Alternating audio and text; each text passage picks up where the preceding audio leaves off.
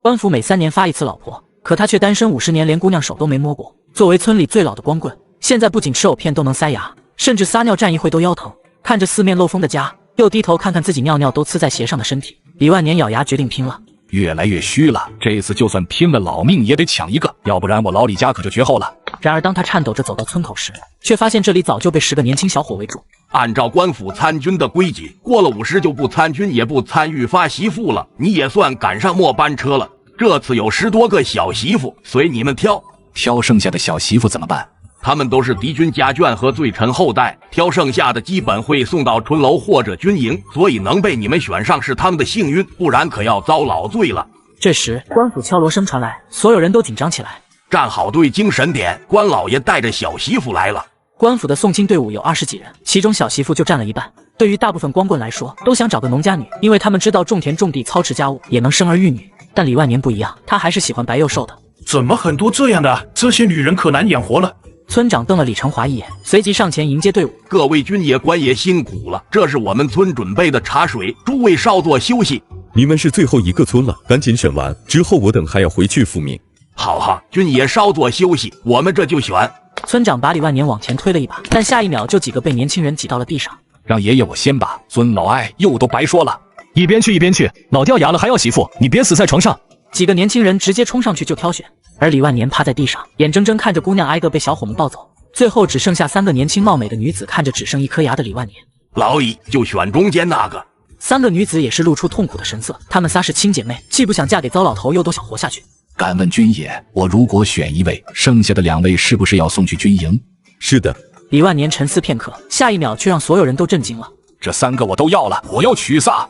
你家几亩田地可以养活3个婆娘吗？一旁的村长急死了，如今灾荒年，凭他3亩地断然是养不活3个女人的。3亩地这可养不活啊！你当真全部都要带回家吗？副都头也不想带这几个女人回去，毕竟带回去也是吃军粮。当真？那好，你全部带回去，是死是活我们没有任何责任，但是你1个月之后要去县城报道。您放心，卑职一定按时前往。哥，每个女人携带了1个月的口粮，你们带回家，1个月之后准时报道，违者斩。老乙，你不听话，找细皮嫩肉的婆娘就算了，还一次要了3个。小明您别着急，我要参军了，这仨女有个带了1个月的口粮，我也能多吃点，这样也能更有力气，兴许能从军队中活下来。在外人面前称呼我的职务，小职务你别急。罢了，既然都要了，就带回去吧，别搞垮了身子。放心，我知道节制的。李万年看着眼前的3个娇妻，个个身材火辣，皮肤都能捏出水来，他心中一阵燥热。不错，原身的父亲是个读书人，肚子里还有点墨水，传过来40年了，今天终于有老婆了。这天怎么他妈还不黑啊？诸位娘子，我们回家吧。只是他一把年纪，刚要弯腰行礼，就没把持住跪下了。夫君不用行此大礼，毕竟是您救了我等姐妹3人。对了，还不知道3位娘子叫什么名字？我叫林婉仙，这是我2妹林婉言，这是我3妹林婉清。原来是婉仙、婉言、婉清3位娘子，时间也不早了，我们早些回家吧。李万年是真饿了，灾荒之年又赶上了打仗，今天3女1人带了1个月的口粮，他能饱餐1顿了。好，夫君请带路。到了李万年的家门口，众人看到四处漏风的茅草屋，有些意外，李万年也有些不好意思。抱歉，前些日子忙着种粟米，忘了给家里修整一下，不过不用担心，麦秆野草还是有不少的，足以修缮这茅屋。无妨，我等一起努力，会很快修补好的。3位娘子准备午饭吧，这茅草屋我来修补。李万年年纪大，但腰背也驼，根本没多少精力处理这些。夫君切不可做这些，这是我们女人家的事情。这次3女各自分工，修补茅屋的修补茅屋，做饭的做饭。李万年在客厅坐着，听着厨房的叮铃乓啷，终于感受到了一丝家庭的感觉。1个月之后就要去县城报道，运气好的就在本县城服役，运气差的要去边塞城那边服役。如果能待在本县就好了，拼死也要让娘子都怀上。大概小半个时辰之后，3女仔细清洗了饭碗，将蒸好的粟米饭端到瘸腿的饭桌上。夫君，您先用餐吧。3女没有动手，就等李万年发话。李万年看到热气腾腾的饭菜，眼眶都有些发热。一起吃吧，都是一家人。得到李万年的允许，大家感动之余就一起开动了。我很好奇，你们为何会沦为奴籍？我父亲本来是朝廷五品文官，因为得罪权贵，父亲被打入大老秋后问斩，我等女眷全部打入奴籍。哦，得罪谁了？当朝的宰相。李万年瞬间就被米饭卡了喉咙。夫君您放心，我们不会出去乱说的。无事，为夫这点事情还是受得住的。吃过饭，李万年进入精神世界，他翻开族谱，发现里面的信息还是没变。族长李万年，武力值5，配偶无，天赋无，预计寿元51，子嗣无。哎，族谱显示我只有1个月寿命了，就是不知道留了后会不会延长寿命。要么牡丹花下死，要么让我回到地球，两者总要有一项吧。不知不觉，天色渐渐暗淡。夫君，我熬点粥，吃完晚上早点睡觉吧。好。灶台上有2个锅，一个做饭，一个烧热水。三女忙的也是不可开交。晚上的粥很稀，4个人吃3个人的口粮。吃过晚饭，天色也差不多彻底的暗淡了。夫君，热水倒好了，您先洗漱。好。李万年知道今晚要干大事，这身子必须要干净。大概虚实的过后，林婉先走入李万年的房间，而婉言以及婉清在另一个房间。夫君，我们早些休息吧。林婉先面对这样一个老丈夫，还是有些紧张和羞涩，而李万年的心脏也砰砰直跳。紧接着，林婉先梳了梳头发，脱掉鞋上炕了。顿时，老干柴碰到新烈火。他是寿命仅剩1个月的老光棍，却娶了3个美若天仙的老婆。然而洞房一夜后，他发现自己不仅没散架，反而浑身充满了力量，就连大老婆都夸他是合格的丈夫。夫君，你好像比昨天年轻了好多。李万年对着镜子一看，才发现自己白发少了很多，而且皱纹也没了，看上去就像40多岁。难道族谱能力真开启了？随后，李万年进入自己精神空间，赫然发现族谱闪烁亮光。配偶1，林婉仙，族长武力值已相当于一个完整成年人的战力。族长觉醒天赋技能10丈寻宝，族长预计寿元55，子嗣无。李万年惊喜万分。之前的自己并未达到一个完整成年人的战力，而现在达到了。最重要的是多了4年的寿元，终于不用牡丹花下死了。这时林婉言以及林婉清都不好意思看着李万年。按照规矩，今天应该轮到老二了。这也没办法，只有1个月的时间，必须要老李家留个后啊！真的是时间紧迫。夫君，洗脸水准备好了。好，辛苦娘子了。洗脸结束后，李万年就思考接下来该如何办。就1个月的口粮，1个月之后就要去参军了，这3女不得在家里饿死。突然他想到族谱说他开启了10丈寻宝的天赋技能，按照他的理解，应该是方圆10丈内的宝物之都能准确的发现。而在距离李家村10里外，曾经发生过一场1000人规模的级别的战斗。想到这里，他直接背上背篓说道：我出去一趟，中午饭之前我会回来的。三女不知道李万年去干什么，但也没阻止。看到李万年走远了，这时候林婉言说道：姐姐，我们跟着这老头子不得饿死啊。林婉仙倒是不这么觉得，虽然年纪大，但是在这个地方是最知礼数的，跟了别人或许比这更差。林婉仙见过的人更多，综合来说，李万年除了暂时没有养家能力，其他的都不错。是啊，二姐，李万年比较懂礼节，这比其他人好多了。此时李万年已经走到战场遗迹附近，他想试试自己的天赋，在四周看了看，并未发现什么。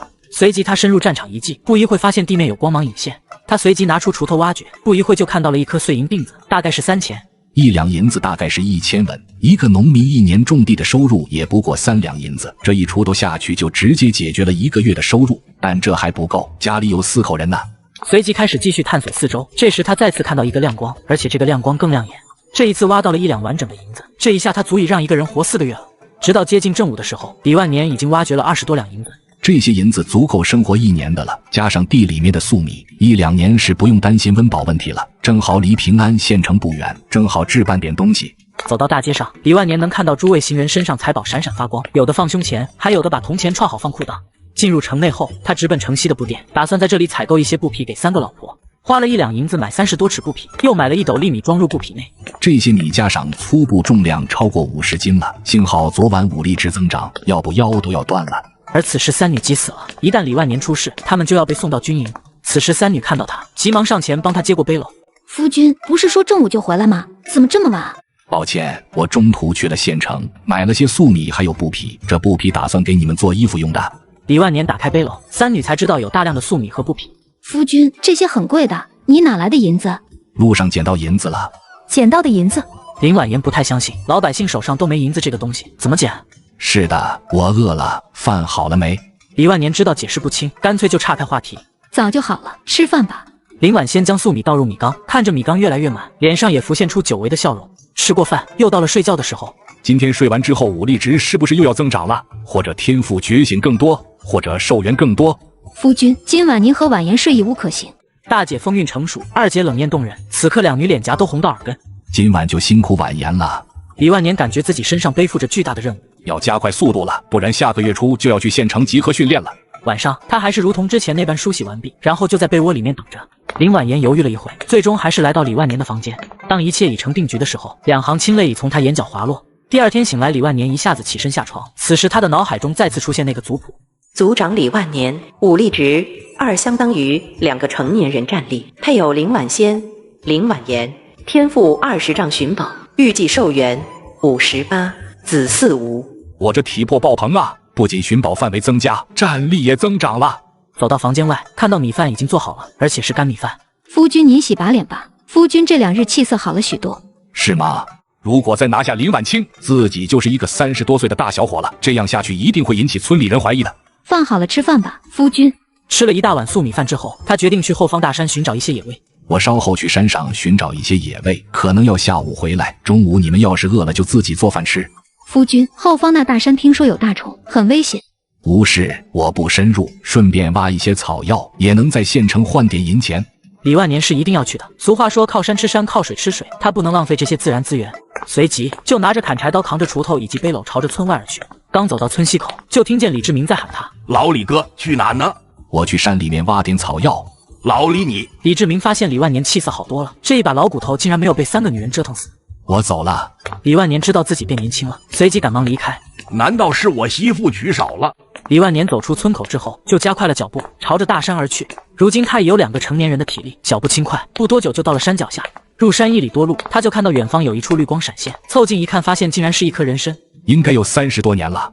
他赶忙取下锄头开始挖掘，不多一会，一颗完整的30年人参被他挖了出来。这一颗人参拿到县城至少要30两银子，而且是有价无市。根据这方世界的老人说，真正的人参决定延寿多久，比如眼前这根30年人参，理论上可以延寿30年。连续挖了2颗人参之后，他又捕到了2只野鸡和野兔。就在他即将走出大山的时候，一个身披白甲的士兵突然从树上坠落到他面前。这都没死。他凑近一看，发现女人嘴角流血，面色惨白。你不会也姓林吧？老头每和妻子行房1次，寿命就会增加1年。原本要入土的他，在3位妻子相助下，短短3日便脱胎换骨，腰不疼了，腿也不酸了，就连撒尿都不用扶墙了，甚至皮包骨的身子都有了8块腹肌。不仅如此，他还在族谱的加持下觉醒了10丈寻宝技能，走在路上就能看到10丈内最值钱的东西。然而就在李万年打了2只野鸡后，天上竟突然掉下个林妹妹。卧槽，林妹妹，宝物自己送上门了。白甲女人一把匕首抵住李万年的喉咙，此时的李万年心跳到了嗓子眼，他知道眼前的女人绝非普通人。你是谁？怎么知道我姓什么？我姓李，叫李万年，李家村农户，来这里弄点野味，刚好前2天官府给我分了3个林姓的老婆，所以才会这么问。李万年赶忙解释，眼前的女人也觉得只是巧合。女人脸色一阵潮红，直接就瘫倒在地，昏死过去。碰到我，活该你命好。李万年脱掉铠甲放入自己的背篓，背起女子就往家走去。到家时双腿已经打摆子了。夫君，这人是谁？不知道，路边捡的。李万年将其放在客厅的地上，一时间大家也不知道如何处理了。夫君接下来如何打算？先放家里看看，如果不死的话就养着吧，死了就丢了吧。李万年只能这么说，毕竟这个世界的医疗条件不太好，大部分就靠意志力和免疫力了。夫君挖了一些草药，有疗伤的吗？要不要熬制一点给他试试？也顺便开始做饭吧。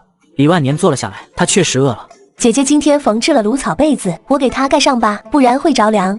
3妹林婉清看到这个情况，也于心不忍。我来配药吧，我识的药理。夫君，他直接躺地上不好，估计会受凉，要不要放床上？但我家就2张床，如果他也跟着你们睡床，会不会有点解？不如这样，3妹和这位女子一起睡，我与婉言今天和夫君一起。林婉仙这么建议，李万年就不困了。娘子这个建议不错，就这么决定了。李万年觉得大娘子还是很懂他的，但家里确实太小了。不过他觉得家里的茅草屋要加盖了。第2天一大早，李万年就被喊醒。夫君，您赶紧去喊人，我们做饭，吃过饭我们就加盖房子。李万年从村里喊来了李成华和村长家的3个小子来帮忙，4个人忙了整整半个月，终于把耳房搭建的差不多了。而半个月的时间，那个陌生女人一直在房间昏睡。夫君，那2株人参已经晒干了，您打算泡酒还是熬成药汤喝掉？10年份的那个熬成药汤，30年的那个给我留好。随后3女就忙碌起来，她则走进另一个房间，看着那个女人在床上躺着。这半个月虽然一直在昏迷，但是气息稳定了很多，好在是没有吃喝拉撒。3女每天都喂粥喝，半个月了，不拉屎也该拉尿吧。李万年出于好心掀开被子，打算确定一下这人的身体是否出现问题。就在这时，女人睁开眼睛，直勾勾看着李万年，而李万年也愣住了，一股寒意从李万年的背后升起。如果我说我是不小心把手放在这里的，你会生气吗？我会杀了你。李万年收回了自己的手。其实你也不用太在意，人生在世，不如意之事十之八九。乖。好。李万年直接起身离开，走出房间时已是满头大汗。夫君，你为何满头大汗？没事，那女人好像醒了。夫君，饭菜熟了，洗手就可以吃了。你打算如何安置那个女人？饭桌上，林婉仙提出了问题。她们三女虽然嫁给了一个农夫，但还要加一个女人，她们三姐妹肯定是不同意的。等她伤好了，就让她走吧。这女人身上穿的铠甲是女制明光铠，根据我的了解，至少是一个君主级别的人才能穿的。君主？何为君主？在我们大梁5人为一伍，首领为伍长，5为一押，首领为押正，双押为一队，首领为队长，这是最基层的军官。队长也是一般士兵所能成长的上限。那么队长上面呢？队长上面的军官就入流了，比如2队为一督，首领为都头，官职从9品或者正9品，当然也可能不受具体职级，但是成为都头就有了授予武官级别的资格。那君主大概是个什么级别？李万年知道自己一旦加入军队，接下来肯定是要建功立业的，不然要么战死，要么饿死。都头上面营指挥使管理5都，共计500人，也是我大梁最基本的作战单位。首领可能授予7品或者8品武官职，而5营为一军，共计2500人，首领为君主，也称统领、统治，相当于6品或者7品武官。林婉年说完，李万年惊呆了。我救了一位6品武官回来，这6品武官为何从树林高处掉下来？难道是敌军追杀？但是附近没看到敌军攻破前方城池啊。不错，但他出现在我们李家村几乎不可能，十分可疑。但这铠甲确实不是附近敌国的。一个女人走到6品武官的层次，着实不容易啊。只是这次肯定是出了大事。林家三女的父亲是5品官，也要被朝廷砍头，而这位才6品武官，在树林逃命似乎也说得过去。这表明上面的权力斗争十分的激烈。不错，夫君年逾50，不知道是否还有建功立业的雄心？林婉言目光灼灼地看着李万年。作为男人，他肯定是要有远大志向的。都头是我的底线。夫君到了战场上，还是以保命为主。那些军职高的，不一定是战功彪炳，很多时候只是活得长。2位娘子所言极是，只是距离入伍只有半月，接下来还希望几位娘子多多帮忙。我李家有了香火，夫君在战场上也能更加的小心谨慎了。李万年对着3位女人行了一个读书人的礼，让3女脸色红成了朱砂。好了，夫君快些吃饭。接下来，李万年很快吃完饭，然后问道：新建的房子谁要去睡？让大姐睡吧。林婉言也点点头，林婉仙也不过谦，随后就开始去那边铺床。李万年看人参汤凉了，随即就将其一口饮下，同时脑海中的族谱发生了信息改变。族长李万年，武力值3，配偶林婉仙、林婉言，天赋20丈寻宝，预计寿元59，子嗣无。人参确实有效果，但10年人参只能提高1年寿元，并且提高了大概1个人的战力。看到3女还在墨迹，他不由得催促道：快些休息吧，今日是今日毕，明日事就明日做嘛。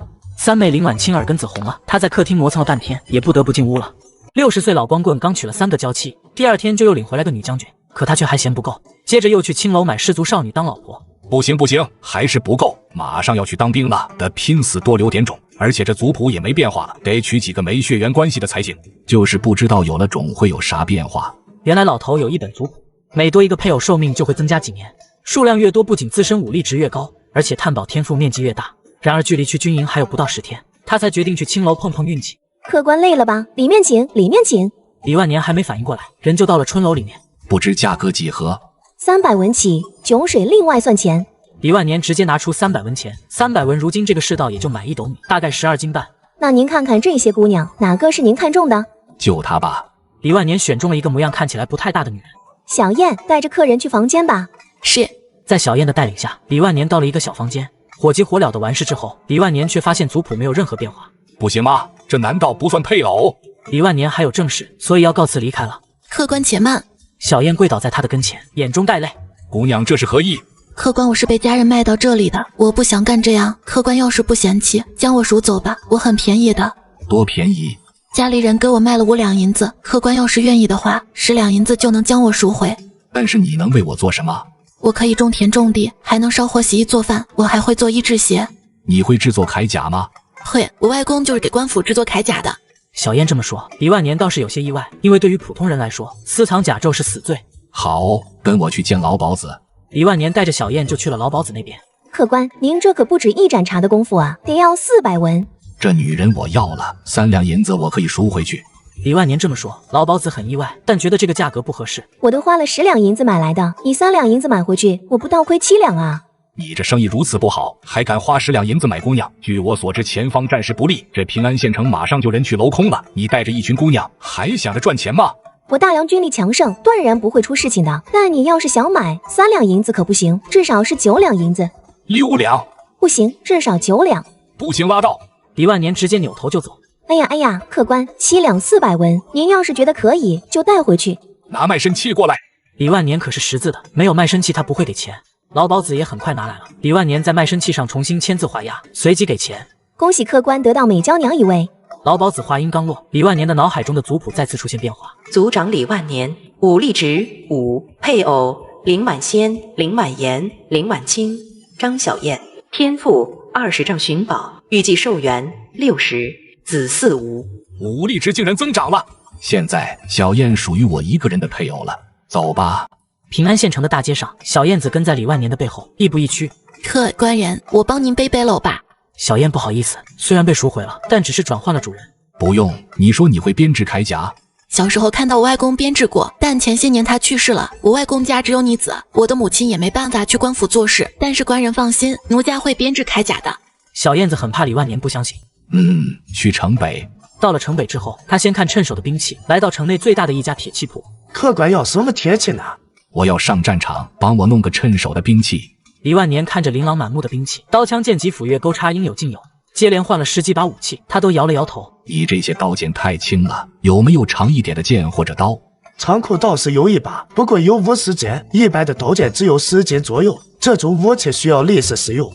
拿来看看。不一会，店小二扛着一把大刀而来。磨刀，长约1丈，柄长刃短，其中刀柄长约2米，刀刃约1米，力士方可举，一击之下人马俱碎。这不就是唐朝的磨刀吗？这可是对付骑兵的杀伤性武器。客官竟然知道这是磨刀，这东西失传100余年了。恰巧在一本古书上见过，这可是个好东西啊！李万年拿起来随意的挥舞几下，感觉一切刚刚好。但是这一幕却惊呆了老师傅。这东西只要是成年人都可以挥舞，但挥舞的如此轻松的，至今只见到眼前这一人。客官要是喜欢，我就送给你。送给我啊？这东西放在仓库里吃灰，还不如赠送给有缘人。李万年也不客气，扛着大刀行了一个书生礼，随后离去。夫君，我帮你扛吧。等下有你忙的。他来到售卖破烂铠甲的地盘，这些铠甲都是前方军营流出来的，基本没有完整的。最终他凑齐了大半套明光铠，但没看到头盔。才花了不到3000银子，一整套普通铁甲的造价得20两。至于明光铠，造价80两，足够20多个家庭1年的收入，兑换成粟米，将近200多斗粟米。这副残缺的明光铠，如果修补完成，价格也要50两左右。这次真的是赚大发了。李万年带着小燕子去城南买米，加上这次多了一个人，他得多买1斗米。这一次他全身上下100斤粟米，还有明光铠30斤，磨刀50斤，总共负重180斤。这个重量他也感觉到有些吃力。官人，我帮你背粟米吧。出了城再说。李万年用磨刀当扁担，挑着物资走到人烟稀少的地方，这才休息一会。官人，我帮您背粟米吧。帮我背着铠甲吧。距离去县城报道的时间不多了，他只想早点回去造小孩。就在此时，一伙人从四周的树林冲了出来，衣衫破烂但都有兵器。哟，今天哥几个可以开荤了。对面8个土匪一阵哄笑，小燕子吓得脸色发白，不敢动弹。本以为磨刀到了战场才能开封，没想到现在就可以了。李万年瞬间抽出自己的磨刀，气势大变，哪里还像一个农户？老头刚从青楼买了个老婆，不料却冲出来8个土匪要收保护费，而且个个不是拿着西瓜刀就是开山斧，甚至还牵了条大狼狗，猎犬呲着牙流着哈喇子，随时准备吃顿肉。哟，今天哥几个可以开荤了。李万年却没想到才出城就遇到了土匪，没办法，灾荒之年又赶上连年征战，每个村只剩老弱病残，就连青楼都开始裁员。土匪们看到只有一个老头护着，个个都想快活一把。大哥，这女人您先上，我们也趁热吃。1打8有点难，如果率先趁其不被斩杀3人，就是一队伍，优势在我啊！留下你们的钱财，我饶你们不死。李万年随即抽出自己的磨刀，气势陡然爆发。猖狂，就你这身板，还用这把刀？你上去给他点教训。一个喽啰挥舞着刀柄上前，不停地左右调换身位，显然是有经验的。这几人莫不是刘兵，不敢归队就干脆做了土匪。太慢了，太慢了！50斤的磨刀化作一道残影，伴随着刀切肉骨的声音，眼前的喽啰瞬间倒地。娘的，并肩自上！土匪们直接一哄而上，然而靠前的2人只看到寒光一闪，便身首异处。剩下的几人早就肝胆欲裂，四散而逃。随即他开始舔包，还真摸到6两银子以及4把军刀。走吧。小燕子始终不敢相信刚才那一瞬间发生的一切，一路走来都是懵逼的状态。林婉言看到夫君回来，率先皱眉：“夫君，这位是？”我在县城看他无依无靠，想着我走后家里也没人帮忙干活，所以给你们找个婢女，接下来很多家务活交给小燕子做就行。这话一说，三女还有些感动。多谢夫君体谅我等，其实我们也早就学会了自己干活。无妨，多一个人大不了多个人吃饭。我这次去县城报道之前，会留下一些粟米和银两，同时我也会定期寄送银钱回家的，不会饿着你们。说着话就拿出今天抢到的6两银子。夫君有心了，只是夫君今天买了不少东西。林婉先打开背篓一看，里面藏着4把军刀，赶忙关闭院子大门。夫君，这些刀从哪里来的？路上碰到土匪，从他们手中抢得。这些刀我不会带出去，你们留在家里防身用。李万年知道这个时代铁器很值钱，尤其是军刀。夫君怎么还买了这些残破的铠甲？夫君不会是抢了军人吧？夫人不用担心，这铠甲是在城北市场买的残破铠甲，老爷打算缝制铠甲。至于这军刀，确实是从土匪那边抢到的，而且老爷一个人斩了4个土匪呢。小燕子描述着实震惊了三女。夫君这些日子变化确实很大。林婉言记得当时见面的那天，夫君还老态龙钟，可大半个月过去，面貌竟焕然一新。夫君的身体好是好事，只是这铠甲缝补我等3姐妹不太会。没关系的，夫人，奴婢会缝制铠甲。好了，我做饭吧。对了，屋里面那个林小姐有话和你说。林婉先开始准备晚饭，而李万年好奇地走进那个女君主所在的房间。女人苍白的侧颜在夕阳的照射下，显示出高贵的气质，似乎出身不凡。说吧，有什么事情要交代的？方才听见你在路上杀了4个土匪。不错，所以你觉得我有潜力，想培养我？你虽然是个土包子，但你家3个媳妇见过世面，应该从我的铠甲判断出我的身份了。根据我二媳妇说，你应该是义军之主，手下可以管2500人。我确实是义军之主，但我还没到军营就遭受了袭击。当时随我一同前行的军主还有4人，但这4人都被偷袭致死。你们陷入了权力的争斗。女人看了一眼李万年，觉得自己之前还是小看了这个老男人。你很聪明，这就是我愿意和你合作的理由。合作？我缺个孩子。女君主有点无语。帮我顺利进入军营。但是君主大人啊，我现在连一个大头兵都不是，还有10来天才去县城报到参军呢，我如何能够帮你？只要我恢复伤势出现在军营，我就是统领义军的君主。只要我愿意，我至少可以将你统帅100人的都头。李万年心跳瞬间加快，在这个世界不能出人头地，就只能任人宰割。他太想进步了，但是他也知道，盲目的帮助对方会给自己带来很大的风险。君主大人，我只是农夫，我要是明目张胆的帮您，估计我活不了多长时间。你确实很聪明，比我想的还要聪明。大人就不要给我扣高帽子了，我目前能做的就是给您的伤势养好，别的还真的帮不了你。李万年知道都头的职位对自己很有吸引力，但得有那个命才行。我的伤势很重，短时间内不会完全恢复，但是我要尽快前往军营。你这样子可以去军营吗？大人不确定自己是在找死。我知道，但我还有7、8天估计就能征程，只是我的内力无法动用，所以10天之后我会和你一起去参军。你要做花木兰？什么花木兰？我说你要和我一起参军。不错，我可以女扮男装。这倒不是不行，但你到了军营可别说认识我啊。放心好了，我不会说的，只需要你嘴巴严一点。李万年觉得自己嘴巴挺严的，他确实想赌一把，而且也知道自己必须要付出一定的成本。很快饭菜好了，小燕子把人参粥端到了房中，让女君主吃了养身体。小燕子，一起来吃吧。老爷，我不合适，我是奴婢。奴婢也是人。我家里是夫君做主，你就听夫君的。听到林婉仙这么说，小燕子才怯生生地坐下来。好好吃，明天开始帮我缝制铠甲。小燕子这才敢坐下来喝粥，但也不敢吃菜。其实这3个女人同意小燕子一起吃饭，大概都知道了小燕子的身份，只是看破不说破。吃过饭，李万年感觉身体燥热，脑海中的族谱发生了一些变化。族长李万年，武力值5，配偶林婉仙、林婉言、林婉清、张小燕，天赋20丈寻宝，预计寿元61，子嗣无。寿元上限增长了，但是武力值没有增长，估计是这次大家平分了人参粥导致的。我看时间也不早了，大家也赶紧休息吧。李万年这么说，林家3姐妹相互对视了一下眼神。今晚婉言和夫君睡吧。家里的床铺不够用啊，那女人要1间房，小燕子也要1间，我房间够大，我们一家4口住也是完全可以的。李万年这么一说，3女红的耳根子都要滴血了，但大家都没有反对。而李万年看到3女不反对，心中也是一阵燥热。李万年洗漱干净，率先钻进被窝，他睡中间，3女在他的左右两侧。不多久，隔壁的女君主再次对李万年进行臭骂，迟早死在女人被窝里。这一夜奋战到天明。早上吃过饭，小燕子就开始缝制铠甲，从上午到下午，终于是修补好了，只是手也受了点伤。老爷，铠甲缝补好了，您看看。很好，你辛苦了。等下让婉言给你上点药。老爷，这都是应该的。李万年将铠甲穿在了身上，颇有儒将的风范。他问四女如何？夫君这副打扮确实有三国时期周公瑾的风范。夫君未来一定是大将军。哈哈，希望如此，将其打包起来。过些日子我挑到军中。接下来，李万年哪里也不去了，天天就在家吃饭睡觉造小孩。终于在临行前的3天，三女同时有喜了。为了进一步确定，李万年问林婉言：“是有喜了吗？”林婉言耳朵红了，没说话，就代表着确实怀孕了。其实昨日二姐给我等把脉，就看出来了。好啊，有这事情还不提前告诉我，害我孩子遭受一整晚的体罚。李万年数了数身上还有10多两银子，他拿出自己10两银子，交到林婉仙的手中。这些钱你拿着，我不在的时候多补补身子，我也会定期送钱回来的。夫君还是留着吧，我等有这么多的粟米，足够我们吃了。林婉仙拒绝，但李万年还是强行放到林婉仙的手中。拿着，不仅是为了你，也是为了我们的孩子。女人趁着清晨在院外打拳，一拳头下去，空气都在爆裂。看到李万年出来了，女人收敛招式。好功夫，我要是能有大人您这般拳脚就好了。可惜你碰到我太晚了，我这套外力功夫修行了13年。没关系，要是大人不介意的话，我也想学3天，有总比没有好吧。我只练习1遍，能学多少看你的了。说完，女人就开始演示，一套打完，李万年已经将其记在脑中。你试试。李万年上前，然后学着打拳，拳风虽然不快，但是动作几乎一模一样。你是不是之前学过这套拳法？这是在下第一次学。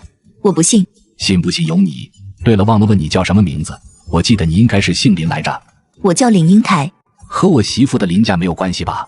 你媳妇的父亲御史忠诚，因为得罪宰相而入狱。我这个林家和你媳妇的父亲不是9族之内的亲戚。你家族官职最高者是谁？这不是你该问的。还有3天，我们就同去县城报道。好吧，既然你已经行动自如，趁着没人认识你，就早点离开李家村前往县城吧，不然被我们村的看到，你不好解释。你说的在理。女人不含糊，进门将自己打包好的铠甲扛着在身上就走了。姑娘，吃个早饭再走吧。林婉仙在后面喊，但是女人只是摆摆手，趁着夕光离开了村子。倒真是个爽朗的性子。这女人好像是侍卫亲军马军司都指挥使的同族。林婉言在一旁说道，但语气有些不确定。这是个大官吧？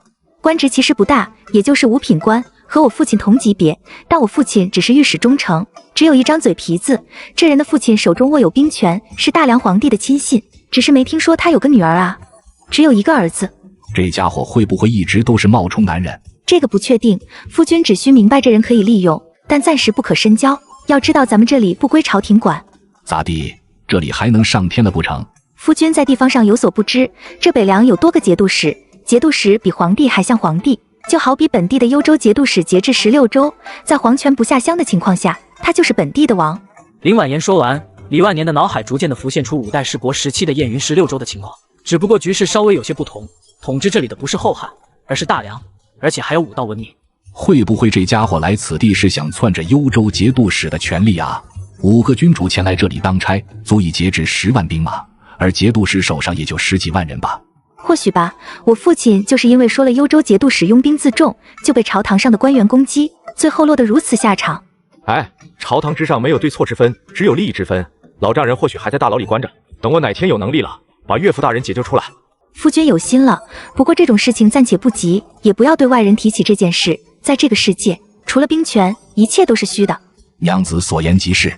时间过得很快，在出发的前一天，村长李志明来到了李万年的家里。刚看到李万年，李志明觉得这老小子又年轻了。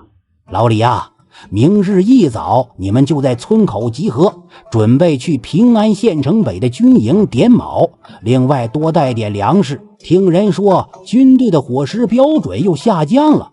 明白了，小明。你好吧，晚上吃好点。李万年在院子里打拳，一整套拳法结束，他整个人冒烟，脑海中族谱出现了明显的变化。族长李万年，武力值6，相当于6个成年人战力。配偶林婉仙、林婉言、林婉清、张小燕。天赋20丈寻宝，预计寿元61，子嗣无。他发现自己的武力值提升了，这让他很意外。很明显，他近期没有内妾娶媳妇，只能是这套拳法的原因。没想到这套拳法还有这个本事，我只是打了3个早晨就有了这个效果。李万年知道自己要每天练习了，只有这样才能增加自己的存活概率。这一天，李万年在收拾自己的行李。晚上，四女做了丰盛的晚餐，但是大家的情绪不高。其实没事，新兵大概会训练2-3个月，出发前线之前，我还会回来一次的。夫君多吃点，到了战场上切莫着急出头，保住命才是最重要的。放心好了。吃过晚饭，看到四女在小声嘀咕，而她在简单洗漱之后就躺在了床上。不一会，小燕子钻进了被窝。夫人们让我过来的。小燕子解释了一下，这样的话，李万年就放心了。毕竟三女一个是正妻，2个是平妻，而眼前这个是奴婢，他自然要3位老婆同意的。夫人们还是贴心。夫君明天要赶路，今晚躺着便是。一夜之后，几个人早早的起床，吃过饭，李万年拿出磨刀，将刀刃用布匹缠住，然后在2头挑上自己的朝米以及铠甲。他挑起担子，早上天凉，你们就在家里吧。我们送夫君到村口吧。是啊，我们送到村口吧。也行。李万年挑着东西在四女的围绕下来到村东头。此时已经有几人到了，这群人里面，李万年的辈分最大，加上近期气质大变，众人对这位小爷爷也多了几分尊敬。村长李志明也在，身边还跟着他的儿子。旺财这次也去吗？不错。你真舍得？不是我舍得，是这小子非要去。好小子，你不怕死？小伯父，您去了，成华大侄子也去了，我能不去吗？李旺财辈分比成华高1倍，但是年纪和成华略小2岁。旺财叔，你还没体验过女人呢，就这么着急去当兵？这话说的有点长辈调笑晚辈的意思。只要有了官职，还怕没有女人吗？大丈夫就是要先立业后成家。差不多人到齐了，那就准备出发吧。万年，你辈分大，年纪也大，这些人你可要看好了，可不要和之前那样啊，听见了吗？放心吧，我尽力都带回来。李万年觉得气氛格外的压抑，家属们都开始哭哭啼啼，自己家四女也眼泪婆娑。好了，都别哭了，要笑，笑着走，笑着回。老李说的对，要笑。出发吧，不要回头，一鼓作气走到县城。几个年轻人趁着早晨的阳光朝着县城而去。10几里路对于农户来说不算远，但是大家都带着干粮衣服，负重前行，走了5-6里路就要不行。小爷爷，你这看起来很重，却感觉一点都不累啊。大人的事你别问，抓紧时间赶路，错了正午时辰就无法点卯了。李成华催促大家前行，终于在正午之前到了县城。城北的军营衙门驻地今天人很多，大家都在排队点卯。每次进去10个人进行身份核实和考核。李万年挑着东西进入衙门的时候，里面大概有20-30人，其中一个人身穿明光铠坐在凉亭之下，这人30来岁的模样，脸上自有一股阴气。凉亭外面是10个不同大小的石墩，这里有10个石墩，分别是40斤、70斤、100斤、130斤、160斤、190斤、220斤、250斤以及280斤。所有人必须要举起40斤，是举过头顶，不是抱起。一个小军头模样的人说话了，于是大家纷纷尝试，大多都是举起40斤的，只有李旺财、李成华和李万年能举起100斤的。到最后剩下李万年，他竟然举起了220斤的石头。你要是能举起那块250斤的石头，我给你5两银子；如果能举起那块280斤的石头，除了有5两银子，还能做伍长。身穿明光铠的将军开口说话了。李万年毫不犹豫举起最后2块的时候，虽然不轻松，但肯定是达标了。你叫什么名字？回指挥使大人，属下李万年。哦，你知道我是指挥使？属下略微做过研究。好，现在你就是新兵的一个伍长，并且这银子也是你的。将军说完，还甩出5两银子。李万年将其捡起来，收好。好了，下一批。李万年出来之后，下一批人进去，而他们就在衙门前等候。万年伯父，您的力量好强。还行吧，好好努力。此时，衙门内的一个官府的人对着指挥使说道：“大人，只有499人，为何少1人？其中1人前些日子突发瘟疫去世了，导致少了1人。我不管，今天落日之前，你必须要给我补齐，否则军法处置。属下这就去找。”随后，这人就来到大门口，扯着嗓子喊：“最后一个当兵的名额，来人就赏钱300文。”这时，一个身形消瘦的男子出现了。我去。小丽看到这个情况，二话不说，直接拉着他进入衙门。李万年看出来了，这人就是林英台，只不过脸部脏兮兮的，好似乞丐。不多久，林英台出来了，而那个身着明光铠的指挥使也出来了。尔等即刻起就是我营新兵，我是你们的营指挥使萧正，这几位是你们的押正，你们相互认识下。伍长李万年、王二、张三、赵四到我这里集合。一个男子大喊。李万年知道这人就是自己的押正，至于坐在里面的没出来的，估计是队长以及都头。头，我是李万年。李万年赶忙到押正跟前报道。我叫刘田，你小子不错，天赋异禀，好好干。副压正的位置给你留着。大人太爱了，卑职还需要磨练啊。好了，废话不多说，现在你们去挑各自的手下，因为压正数量不够，你们每个人可以挑选不超过12人作为自己的手下。刘田这么说，李万年赶紧将李家村的人招呼到一起，然后又注意到林英台，招了招手，薛瑞也过来了。他们凑齐了11人，加上李万年就是12人。大人，我招好了。好，从现在开始，我们去城北外面安营扎寨。第一天没有别的事情，就是休息。城外不远处就有营地帐篷，李万年和自己的下属分到了一个帐篷，地上只有干草，没有别的东西。李英台要和一群大男人睡在一起吗？英台兄，和我挨着睡吧。不用武长大人关心了。林英台选择到角落睡觉，因为他觉得李万年动机不纯。伯父，我能和您睡一起吗？李旺财抱着自己的被子来到李万年的跟前。你这被子好像是当年你出生的时候我送给你的礼物。李旺财脸瞬间红了，他这些年一直抱着这个被子睡觉，没有这个被子，他一晚上都不会踏实。伯父应该是看错了吧？您的礼物我放家里呢。你就睡我右边吧。这一夜睡得不踏实，好不容易熬到了清晨，李万年一把推开李旺财，走到帐篷外，看到林英台在打拳，于是李万年也开始打拳热身。英台兄，不知道昨晚睡得可好？还行，倒是武长大人昨晚睡得不太好吧？哎，军中就是这样，但我也算是习惯了。要不我给压正大人打个申请，给林兄单独准备一个帐篷。你可知道，在军中4个压正才能共用一张帐篷，而一压队总共25人才能睡一个帐篷。那英台兄和我要努力成为队长了。家里3个老婆1个仆人还不够你折腾的。林兄此言差矣，我只是想从英台兄这里学到一些东西。李万年这句话倒是真的，他知道这女人是一军之主之后，就知道这是自己翻身的机会之一，不然就算自己再厉害，在上面没人也是枉然。我可教不了你。林英台打完拳就回帐篷了，等李万年回去，发现自己的被子被林英台拿去用了，看来昨晚是也没睡好。大概过了半个时辰，压正刘田的声音在帐篷外响起：集合，列队，10个呼吸，我要看到你们列队。10、9、8、7、6、5、4、3、2、1。大家睡眼惺忪的起床，4队人马高矮不一的站在一起，实在是没有列队的精髓。高矮各前后站好。命令之下，众人重新排队，刘田这才满意。从今天开始，你们就是我大梁国幽州兵，幽州节度使韩大人就是我们的最高将领。在大人的关照下，你们每个月都有俸禄，平均下来1个月500文。如遇战事，一个敌人人头1两银，如果是斩杀敌人的将领，或者夺取对方主帅旗帜，亦或者攻城先登者，都会有大奖，甚至官升3级都不是事。众人肚子空空如也，一点精神头都没有。绝大部分人是各种因素导致不得不来参军，所以只想保命，对于建功立业是不敢想的，能活着就不错了。从今天开始，你们就要开始训练了。我们的训练科目包含奔袭、刀剑、骑射、合击之术。今天早先从奔袭之术开始，从这里跑到对面的山头旗帜绕一圈，然后回到此处，1刻钟内成功往返者，今早干饭6两，干菜2两；没有成功往返者，只有稀粥1碗。出发。刘田说完，大家朝着远处跑去。李万年估算了一下距离，往返起码6里路。大家从昨晚到现在都没有吃饭，绝对不能跑太快，所以他很快就落到了队伍后面。同样如此的还有林英台。英台兄不着急吗？你不也是如此？看来我和英台兄也算是英雄所见略同了。2人不紧不慢地跟在后面，落后大部队100丈之远。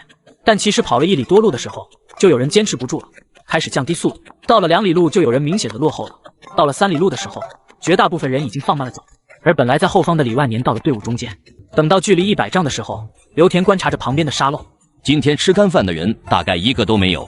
可就在距离50丈的时候，2道人影如闪电划过，李万年和林英台瞬间冲完最后的50丈，而此时沙漏刚好结束。不错，聪明。刘田知道这2人是有计划的，没有盲目。多谢大人夸奖，还是大人教导有方。 3位武长此时彻底泄了气，同时他们心里也不服，担心这2人是作弊，根本没有跑全程。大人，这2人作弊！王二直接指着2人说道：“是呀，大人，这2人明明是在我们后面的。不错，我们回城的时候，这2位还没到旗帜呢。”张三和赵四也急忙指责2人：“我亲眼所见，2人抵达旗帜处，然后回来。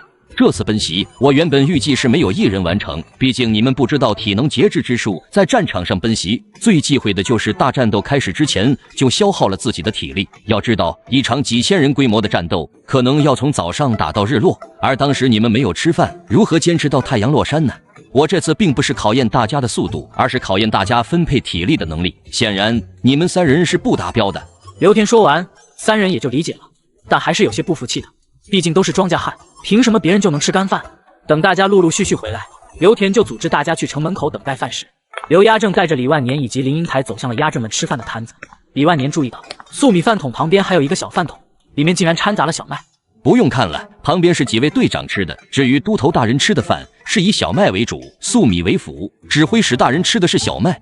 相信大人迟早有一天能吃到精小麦。李万年这话一说，刘田觉得整个人轻飘飘的。你小子有前途，来多吃1两干菜。林英台和李万年在一边蹲下吃饭。听说你还是个读书人。不错，但那是过去了。我现在是一位保家卫国的军人。花头，多谢英台兄夸奖。上午休息了一会，下午都是刀剑的使用，基本上不超过3招，因为3招之后不能杀敌，就要防御。战场上每一招都是杀人招。鸭正忙了一天，李万年紧跟在其后面，不知道他从哪里搞来的纸张和毛笔，说是要记录鸭正大人每一次说话的重点。战场上最主要的就是气势，首先你气势猛，敌人就惧你3分。大人说的不错，我需要记录下来。李万年埋头写字。你以前识过字？家父以前是一个秀才，所以卑职略识得一些文字。今天就到这里，明天再说。字写得不错，看来有些功底。我接下来打算每天记录大人您的经典语录，然后汇集成本，在新兵训练结束之前拿到县城书局刊印，然后分发给众将士。不知大人以为如何？李万年这么一说，刘田瞬间心潮澎湃。我是要出书了吗？当然，署名就是大人您啊，我只是整理您的语录罢了。其实倒也不必如此，不必如此。距离新兵训练结束还早，容我慢慢整理。是啊，时间还早，我们先去吃晚饭，吃干饭。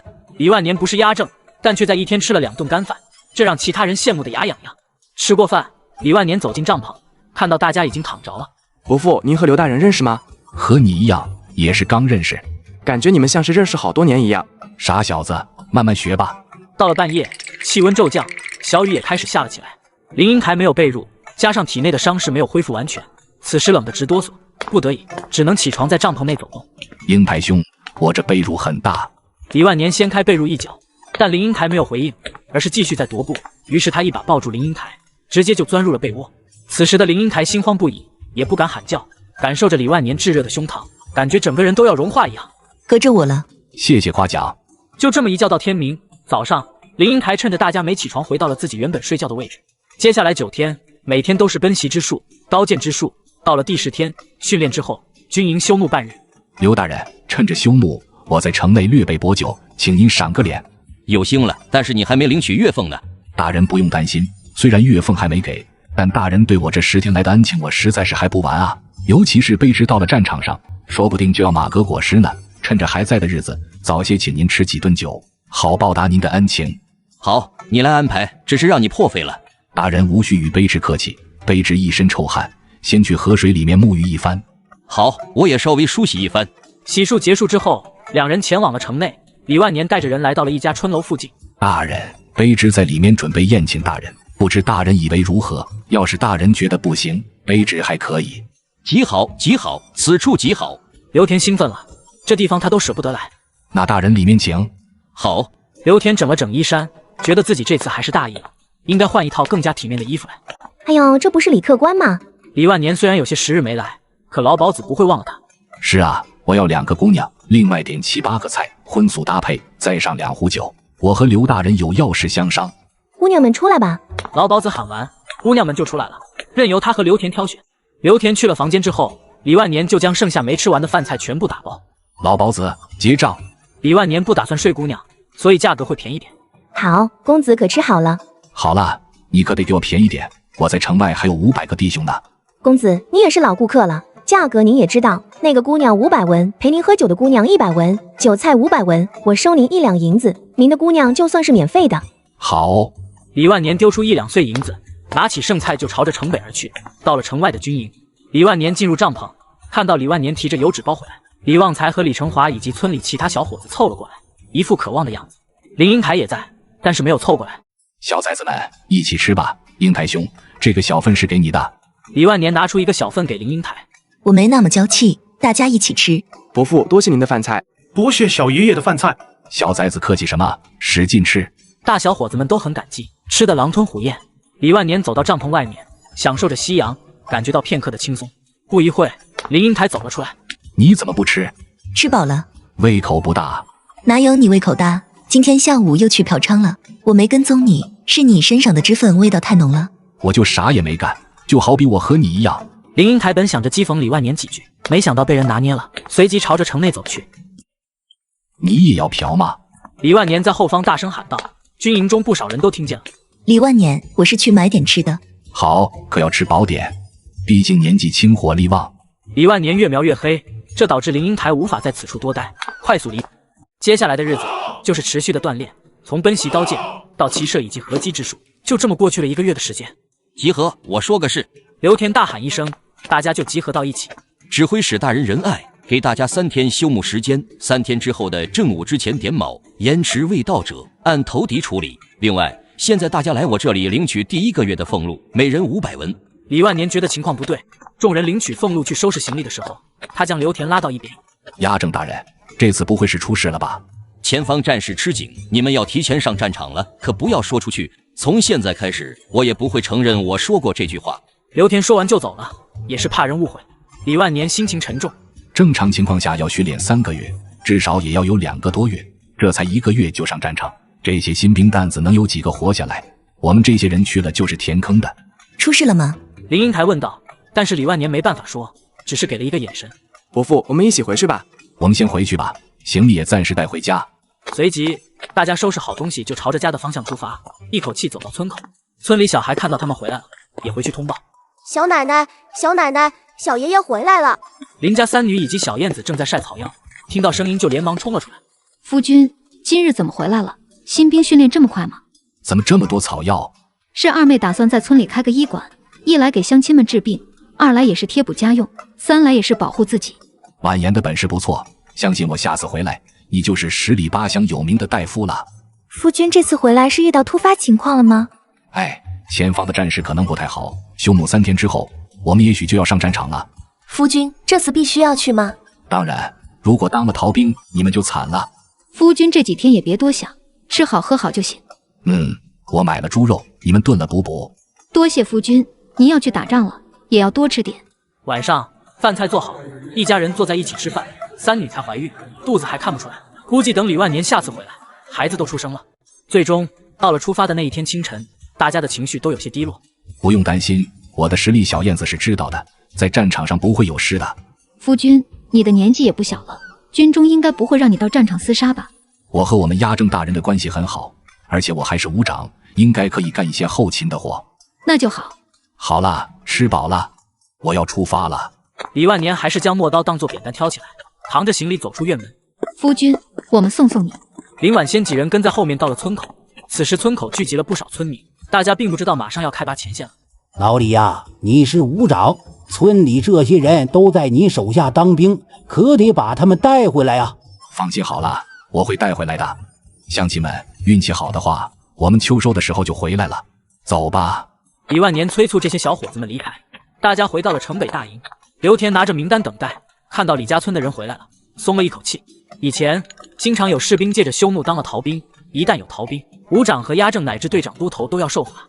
好，军营有饭，今天不训练，吃完就赶紧休息。刘田没有多说什么，而是指着帐篷前已经准备好的素米饭。李万年端着饭碗来到刘田的跟前。大人，其他人队伍的人都回来了吗？赵四和张三的队伍也都到齐了，王二队伍缺1个人，说是腿残了。那可咋办？大不了就是1个月的俸禄，不过王二的伍长就不能当了。如果各押队都缺人倒还好。说的倒也不错，这次确实不少人残废了。刘田其实更希望别的押队也有人缺席，这样自己就不会显得太另类。最终的结果其实也和刘田想的差不多，基本上这次500人有10多人没回来，死了残了，各有理由。那王二的那义务就没人带了。有人，林英台不错，他现在就是王二的伍长了。如此感情好。到了晚上，几乎每个押队都缺人，指挥使萧正召集押正及其以上的武官在县城的衙门开会。这次缺多少人？回指挥使大人，总共13人，因为残废没有归队，每个押正下面都有1人如此。从我开始罚俸1月，如果不是因为要开战，诸位都要降职1级，领30军棍。大人，此事确实是我等失职，眼下我们还是尽早分发军医，明日一早开拔吧。不用等明早了，今夜就开拔，而且看好自己手下的人，开拔过程中如有逃兵，就地斩杀。得令。刘田来到了大营，将所有人喊起。给你们1刻的时间，穿上军衣，收拾行李，即刻开拔。如有四处乱跑者，当场斩。1刻钟之后，大家都整理完毕。指挥使萧正在山坡的高处注视着大家，同时这位也确实注意到刘田的队伍整装速度更快。刘田这次得到了2个不错的苗子。新兵营副指挥使李然对着萧正说道：“一个是李万年，另一个呢？李英台就是那个身形消瘦的男子，看起来是个练家子。大人可以开拔了，请您下令。开拔，开拔。”夜幕降临，大营在不惊动县城的情况下，开始朝着前线开拔。伯父是不是要打仗了？但不要多说。前线其实距离平安县城不远，整个幽州下设7个县，幽州城本身就在边境线上，距离此地也只有50-60里地。从太阳刚落山走到鱼肚白出现，在众人眼前出现了一座巍峨的大城。幽州城人口3万余，在这里驻扎着10个军，共计2万5千人左右。大人对这里很熟悉。当然，我的3年军旅生涯大部分是在这里度过的。大人3年就坐上了压正，实在是厉害。当时还想着给大人的语录印刷出版，没想到到了幽州。不过不要紧，幽州应该也有书局的。刘田本来还在感慨，李万年这话一说，他又不好意思了。有一说一，他参军其实也不过3年，是因为自己的伍长死了，然后做了伍长，随后副压正死了，他又做了副压正，后来压正死了，才做了压正。不用着急，到了城内我们再从长计议。486名新兵在各大武官的带领下，在城外等候。不一会，城门开了，出来了10几人，他们上前和萧正交谈。萧大人辛苦了。为国征战谈不上辛苦，只是新兵才训练1个月就拉过来，不太合适吧？幽州城减员严重，2万5的配额只有不到2万人，平安县城出的人还算少的，有的大县要凑出1000人来。不过萧大人是第一个到的，相信乡主大人会很高兴的。好，我等可以进城了吧？可以进城吧，地方已经腾出来了，接下来就是萧大人和军政商量了。来人说的军政就是军主，也叫军指挥使；乡主就是乡政，也叫乡都指挥使。进城，幽州城比想象的大很多，3万人规模的大城市，里面热闹非凡，行人看起来也是相当有钱。这还是连年战争的结果，在鼎盛时期，这里纯粹的百姓人口就超过5万了。但是在李万年的记忆中，前世契丹人彻底崛起之后，幽州城作为辽国南京，城市人口达到30万左右，现在3万人口，只有巅峰时期的1/10。这里也是应有尽有啊。李万年发现这里店铺的资源很多，有从北方草原来的皮毛制品，也有本地产的特产，还有南方的茶叶。当然，虽然我们和契丹人开战，但贸易还是要继续的。到了，这是我们的营地。刘田指着一个巷子，才住500人。不是，是住2500人。巷子的房间不多，平均1个宅子要住100人，这不到30个宅子要住2500人，住1个军。当然，还都是新兵，统领我们的是新晋的君主大人。这1个军的新兵能活下多少人呢？谁知道呢？除了我们这些军官，基本都是新人。不过你也不用担心，肯定是要观摩1、2次战斗，才会让你们上战场的。我倒是不怕，我担心英武的刘大人被我们拖累啊。你们先去休息，晚上我请你们几个武长吃点好的。哎，应该我们请您的。不，今晚我请你们，以后还需要诸位武长的配合了。刘田说完就转身离去，应该是去开会了。几个武长从上午等到了下午，刘田才回来。我们虚实开始宵禁，现在就去酒馆。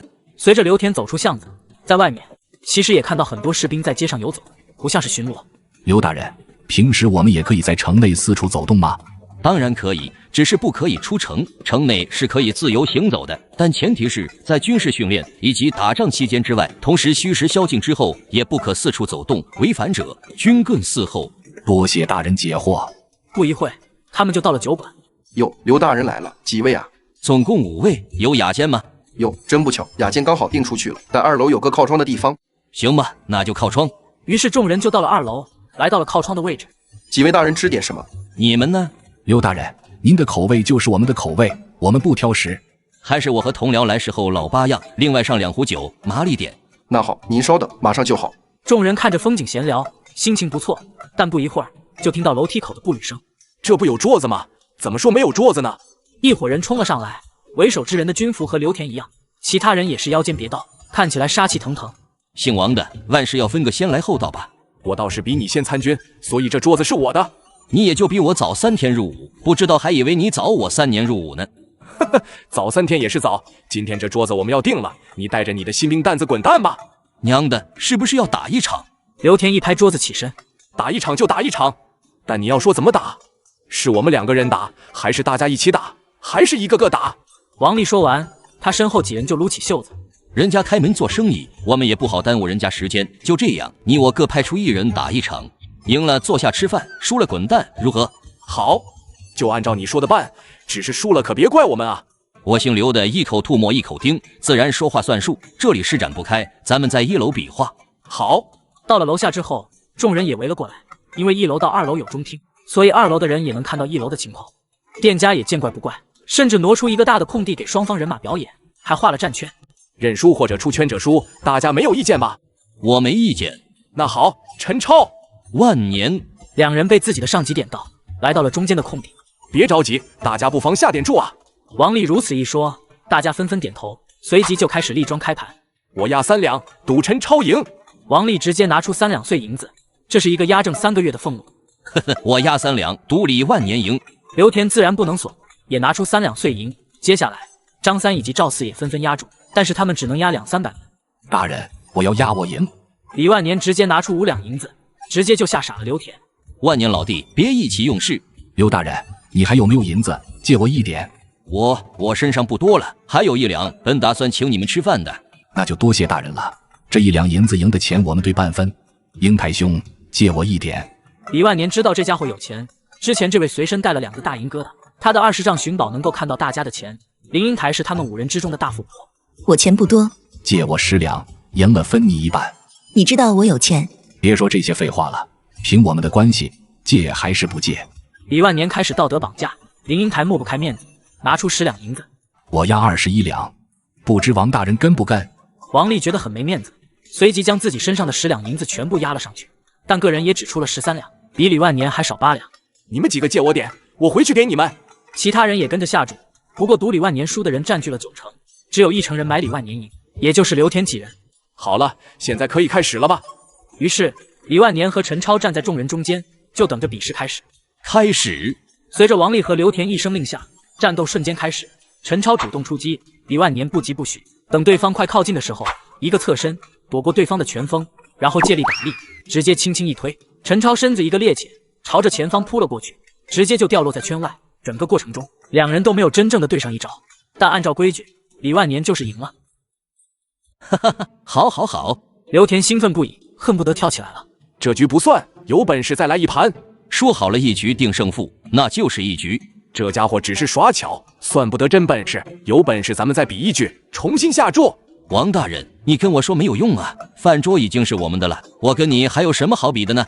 但李万年看到这王丽胸口衣服内金光闪闪，比一般的银子量多了，肯定是个好东西。你叫李万年是吧？我跟你赌。但我不是大人您的对手啊，所以不会跟您比。还是和陈超比，敢不敢？大人有钱吗？刚才大人还要借钱，如果没钱的话，我不会赌的。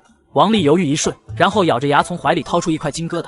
2两的金疙瘩，至少是相当20两的白银了，实际上价值更高。但我按照20两白银算，你敢不敢赌？万年慎重。那我也买40两。大人，开始吧。来人，将我在战场上缴获的那套铁浮图拿过来。王丽这话一说，围观的士兵都被震惊了。王大人，不要！一旁的陈超也紧张了，倒不是心疼钱，而是因为这是他们的荣誉。一套铁浮图造价100两，比明光铠的价格还高。当年为了缴获这套铠甲，他们死了7个弟兄。当时王丽也是凭借这个功劳从副转正，成为了现在的押正大人。他们几个活下来的，也都升为了伍长。这是命令，执行。于是4人回去搬铠甲，众人就在这里等着。不多久，那4人就回来了，一人抱着头盔，一人抱着裙甲，剩下来2只手臂，一人抱一只。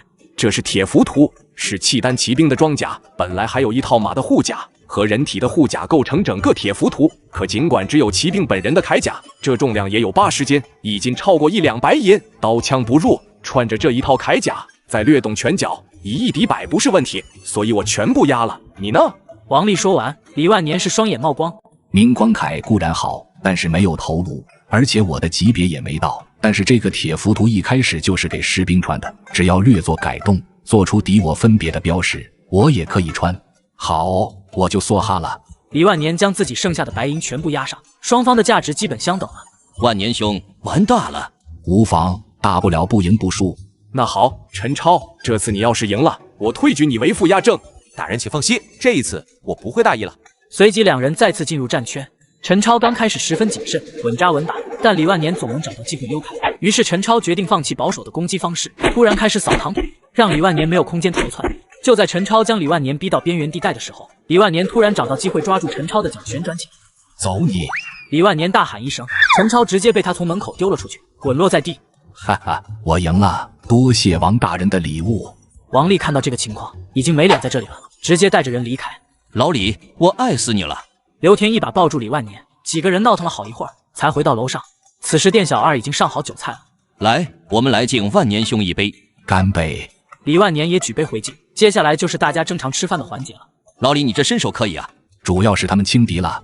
不，陈超第二次战斗明显是稳扎稳打的，但还是失败了。这说明你的身手起码不弱于这种老兵了，这对你在战场上存活至关重要。那么刘大人，我好奇我们这些新兵到了战场上的存活情况。实不相瞒，1年之后，新兵能活下来的人不足一半，而你们的训练时间不足。大人，我看今天上午吃的是干饭，我们是不是要马上上战场了？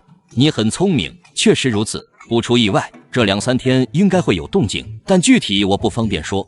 听到这个消息，众人心情也沉重了起来。这才到幽州城，接下来就要面临战斗，实在是难以接受。大人，以后还希望您多多关照啊。好说好说，你们都是我的兵，我自然是要护住你们周全的。只是眼下人多眼杂，等回去之后，我再告诉你们关于战场的生存之法。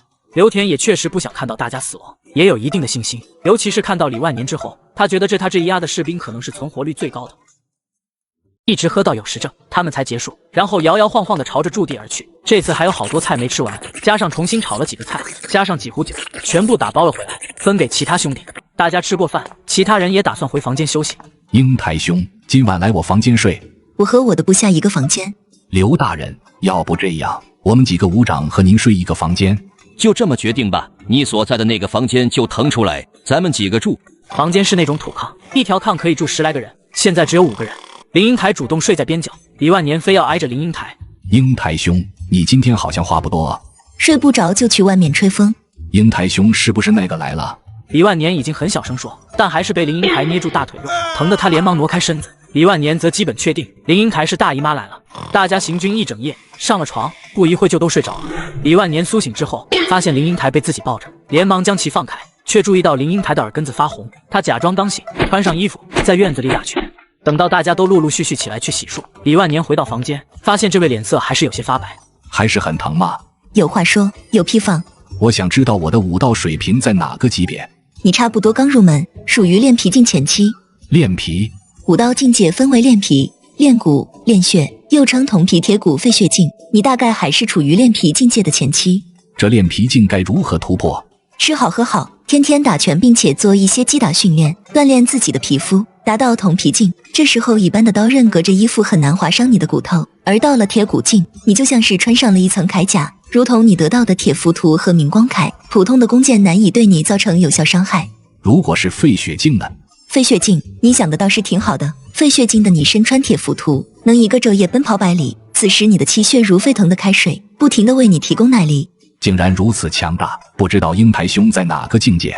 难道是铁骨境？我要是铁骨境，那些人焉能伤我？那你是练皮境后期？林英台没有反驳，李万年点点头。当时看到这女人，她伤势其实很重的，而且是受了内伤，要不是有武道境界，估计早就死了。嘿嘿，以后希望英台兄多多关照啊。没事，你身上的皮肤如果和你脸皮一样厚，绝对能够封侯拜相的。林英台还是讥讽，但李万年不介意，他已经知道了练皮的方法，那就反复尝试好了。随即他来到院子，这里有一棵一人怀抱的槐树，脱掉自己的上衣，用自己的背部撞击槐树，小半个时辰后，皮肤通红，他这才停止。吃过饭就是练习合击之术。等到了中午时分，刘田才回来。刘大人，饭菜我给您留着的。不用，我吃过了，你们几个过来，我开个会。到了房间，几人将房门关好，刘田来到桌前。我们所在的幽州城在这里，前出几10里就是八达岭，上面修筑了城墙，而现在八达岭的一部分，约有4里长短的城墙已经被攻占，目前被占领区左右两侧各有一军，八达岭下还有一军驻守，导致契丹无法顺利进入幽州附近的平原，但已经很危险了，所以上面计划要将这个缺口重新占领回来。但现在相当于对方占据了有利地形，导致我们近期死伤惨重吧？不错，近期死伤者近万，大约损失了20个营的兵力，而我们总共也就200个营，看似不多，但前面3个军加起来15个营，也就意味着前方已经轮换了1轮人员，再来1轮，死伤也许会超过1/5，但这缺口又必须要夺回来，因为不夺回来，幽州城等于是暴露在敌人的铁蹄之下，一旦幽州城陷落，整个大梁就会完全成为契丹人嘴边的肉。这次打算让我们去参与缺口的争夺吗？如果死伤太多，对军心不利吧？李万年注意到，这次已经有了1个军的新兵抵达，估计至少要凑齐5000新兵，然后开打。你们不会是第一批攻城的，第一批还是老兵，你们后方跟进。经过我们指挥使大人的争取，我们营在第2批的后面。这次总共多少新兵上去？我们这条巷子2500人都要上去，另外一条巷子也有2500人作为我们的后备。大人，这不公平啊！为何我们第2梯队，别的新兵是第3梯队？这件事还不是因为我们这次各营不满员，另一个军的情况相对好一些，所以被排在后面。刘大人，我看事情没有这么简单，怕是我们的君主和上面关系不太好吧？毕竟最后一个肯定是损失最小，并且最容易捡到功劳的，所以这不仅仅是不满员的事情。我不相信别的军就没跑人。谁知道呢？不过既然上面已经决定了，我们只能去执行。希望第1波的老兵能够顺利冲上去，这样我们的压力就小很多，而且功劳也只会仅次于猛虎营。猛虎营？这营很厉害吗？当然，带队人还是你的本家，名为李虎，是我们幽州军的精锐，所以你也别说上面的人偏心，毕竟攻坚的还是老兵。看来这次上面是一定要夺回缺口啊。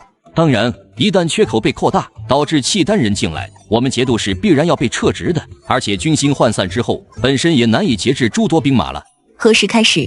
今晚就开拔前往前线，至于何时开展攻击，这是上面的事情。果然很匆忙。你还好，另一个新军直接开拔到前线了，没有在幽州城休整，而且也只是训练了1个月。那我们需要准备些什么？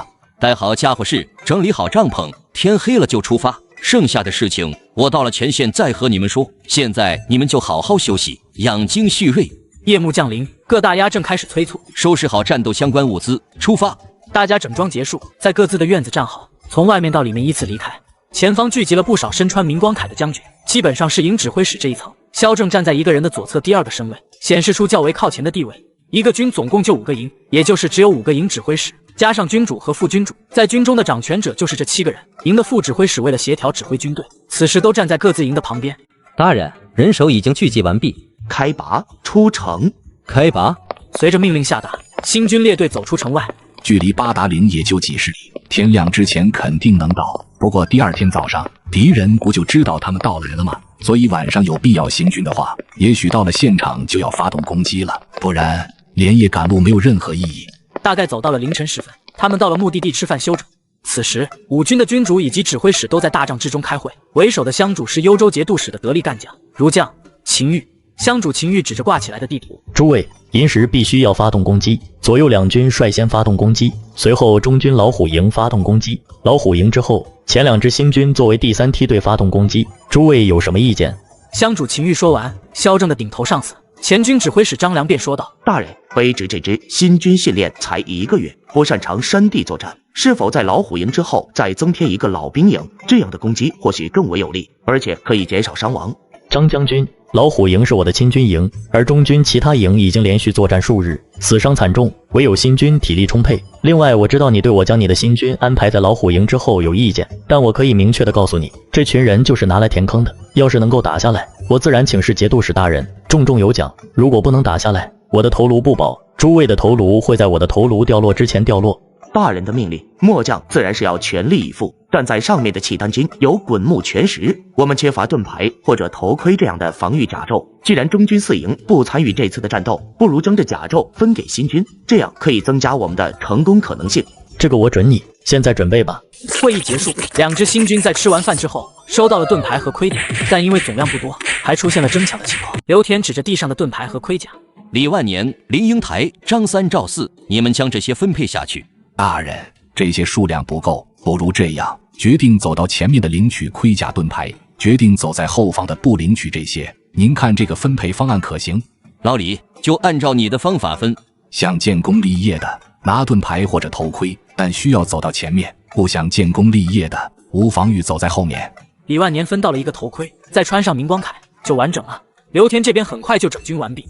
列队，手持盾牌或者头盔者站到前面，指挥副使吴山亲自指挥。100余人来到了前面，但身穿明光铠的李万年往内一站，萧正几人就不淡定了。你是谁？取下你的头盔。大人，是我李万年。李万年？刘田呢？刘田。指挥使大人，您有何吩咐？李万年这身铠甲从哪里来的？李万年，赶紧将指挥使大人的铠甲脱下来。诸位大人，这是我在平安县城买的破碎铠甲缝补之后的。那也不行，快脱下来！你一个大图兵穿什么明光铠？罢了，归队吧。出发，不要发出声音，违者斩。老虎营已经埋伏在山上了，而他们前军新兵也随之埋伏在后方，每个营相互衔接。还好，我们这个营在新军第5个序列，也就是第6批冲击上方城墙，不算最危险的。伯父，马上开始了吗？要不了多久，等会你们要相互散开，不要靠得太近。是。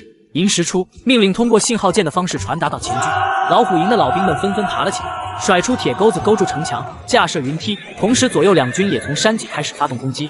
契丹人放出滚木泪石，但有些老兵已经顺着梯子和绳索爬上了城墙。新兵第1营开始冲锋，很多人都是从梯子和绳子上摔下来，或是被滚木泪石砸伤。第2营上，第3营预备。第2营看到前方的惨状，顿时不敢上前。撤退者斩。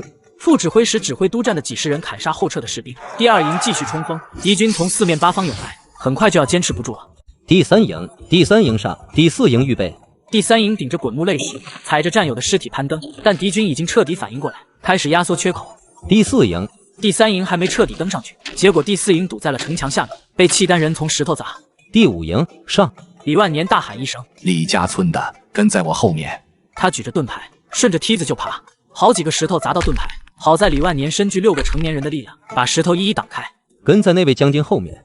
此时四处是火光，大家看到一位身穿明光铠的将军手持盾牌，即将登上城墙，靠近城墙上方。李万年一个闪身上去，直接冲进敌军人群，连杀2人。李旺财几人也冲上了城墙，开始向着四周扩散，护住四周的梯子和绳索。吴山看到这个情况，兴奋地大叫：“快爬，快爬！”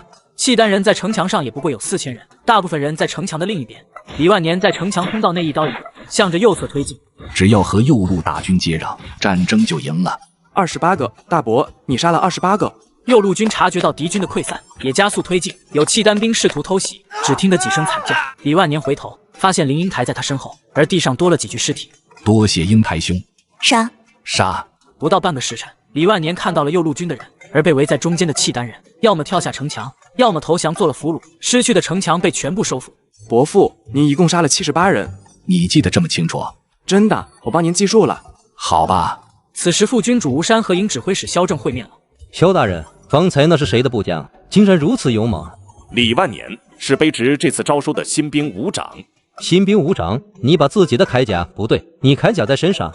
吴将军，那是他在平安县城买的碎甲拼凑的。原来如此，这家伙有勇有谋，当重用，重赏赐。是的，吴大人，虽然李万年不是先登者，但后期呈现溃散之势，也确实多亏了他才能稳住战线，功劳仅次于先登者。很好，这件事我待会亲自禀报秦大人。先登者连升2级，赏银100两；李万年升为副牙正，赏银50两。那属下就替李万年谢谢将军的赏赐和提拔。哈哈，只要达成了目的，官升3级又如何？只是担心这小子被人妒忌，不然足以担任队长。不过你也要好生培养，这是个好苗子。大人所言极是，属下定然尽心尽力培养。记住，砍下尸体头颅，全于北墙。是。萧正来到李万年的跟前，杀了多少人？卑职不才，刚好78个。好家伙，你这次立下大功，吴将军允诺给你升到副牙正，并且赏银50两。那么你还有没有别的想要的？大人，我没别的想法，就是明光铠的头盔能不能给我弄一个？这个头盔有些四不像。我的给你。萧正取下自己的头盔，戴在了李万年的头上。多谢大人。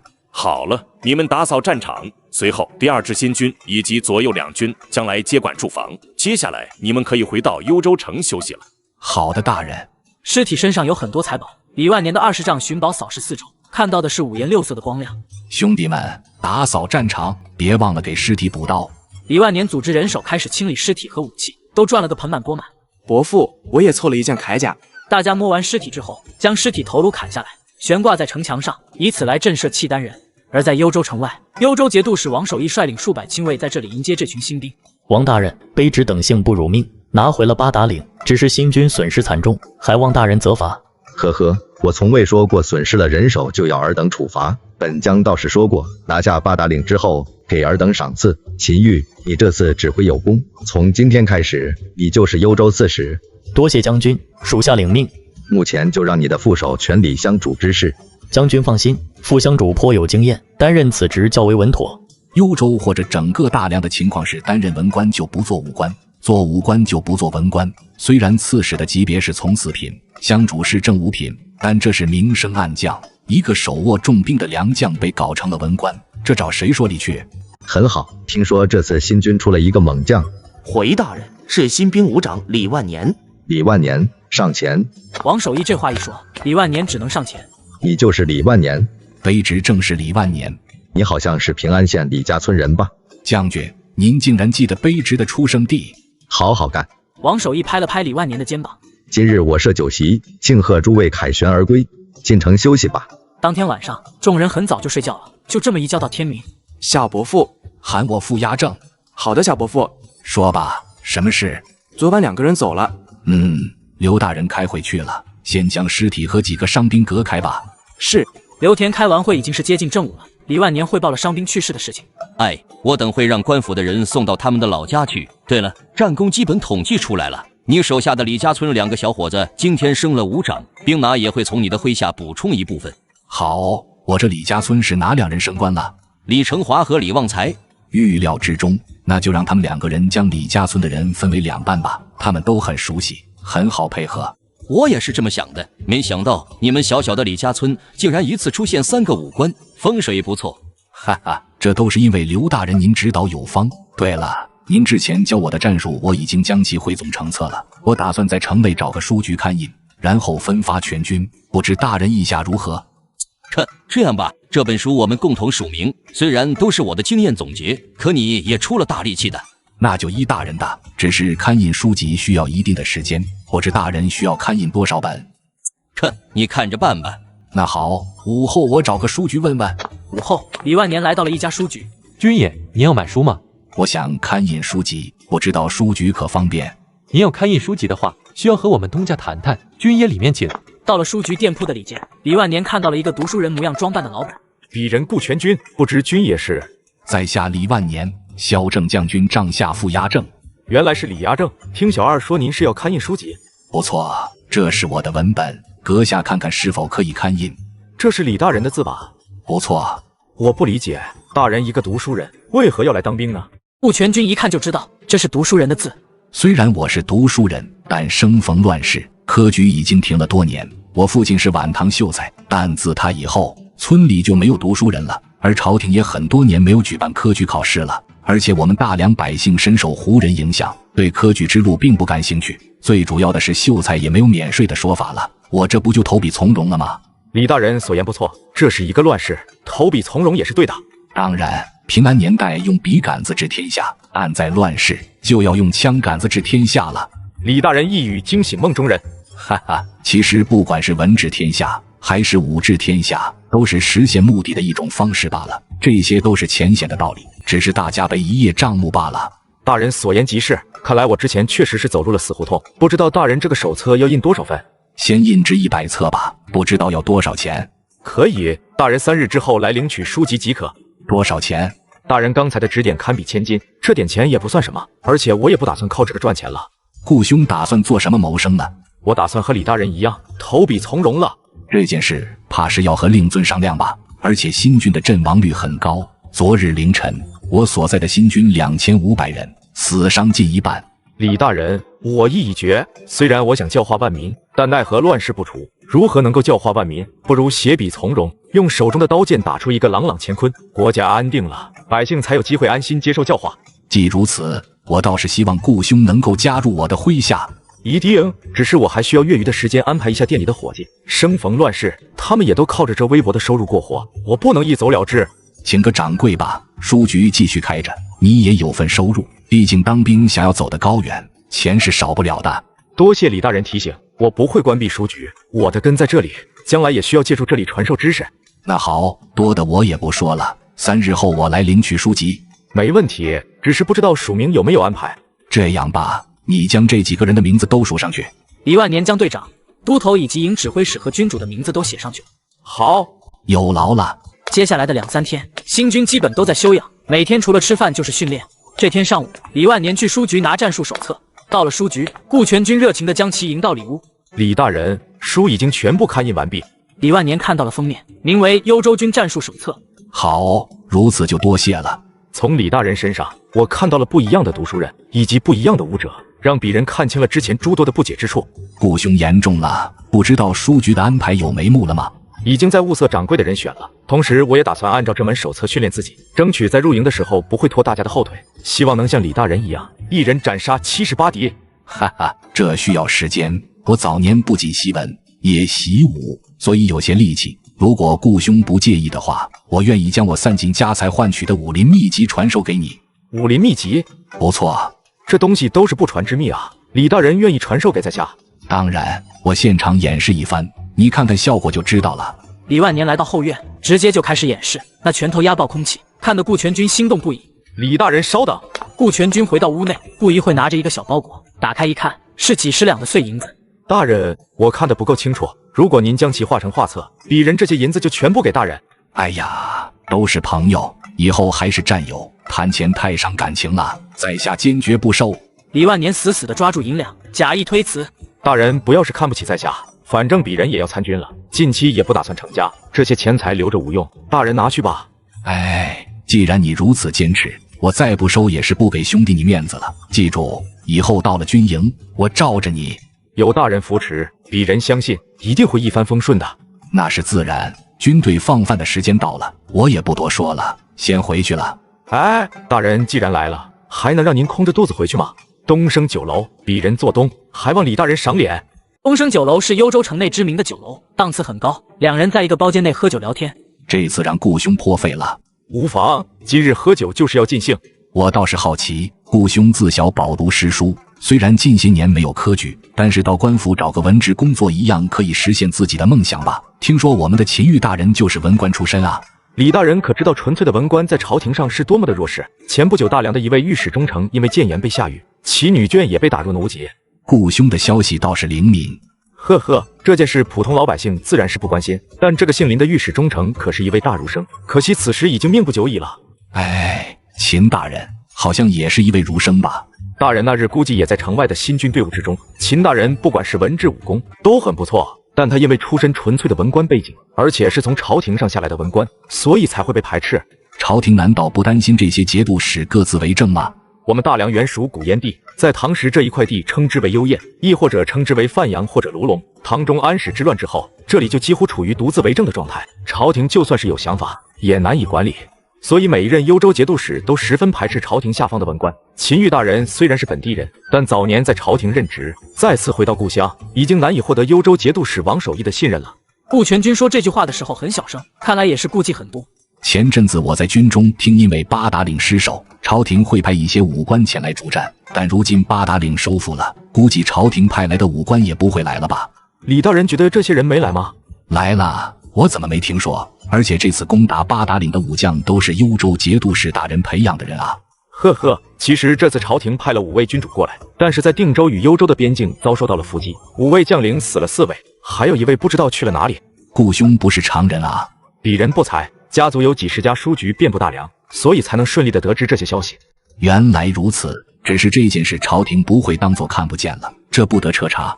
因为人是在定州死的，而定州是义武节度使的地盘，所以这件事导致义武节度使受到朝廷官员的弹劾。明眼人看出来这件事和他没有关系，只不过朝廷一开始是想对付幽州节度使，可现在顺便对付一下义武节度使也不是不可以，毕竟任何一个节度使的存在都让新朝如芒在背。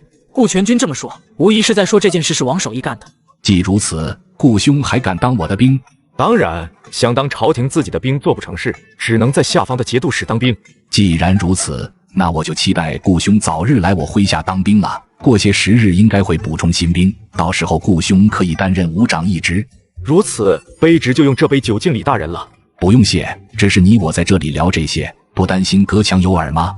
哈哈，不用担心，东升酒楼也是卑职的产业。干了。喝完酒已经到了日落西山，李万年回到了巷子，他来到刘田的面前，然后将刊印好的幽州军战术手册拿了出来。大人，这就是刊印好的书籍，您过目。不错，你接下来打算怎么做？卑职打算在巷子口支一个书摊，将这些书摆在书摊上，平日里诸位大人经过的时候就能看到，不知大人以为如何？如此甚好，就按照你说的办。于是李万年弄了一张桌子，直接将书摆在上面。新军军主张良每天都会来巡视自己的小巷子，这次一眼就看到了巷子口摆的书，拿起来一看，上面还有自己的名字。你写的？大人，这应该不是属下写的。萧正也迷糊，但是看到了刘田以及李万年的名字。手册的前言写了一段话：此书是由新军武长李万年和压正刘田主笔，总结我们伟大的张良将军、萧正将军以及都头和队长之战术经验而来。打开一看，发现确实是幽州军的战术方法，并且融合了兵法，写得十分精彩。尤其是最后一句，祝愿给我们提供了宝贵经验的将军们永垂不朽。现在正是吃晚饭的时间，院子门口传来脚步声，大家连忙放下碗筷迎接。卑职刘田。李万年见过诸位大人。刘田、李万年，这本书是你们写的吗？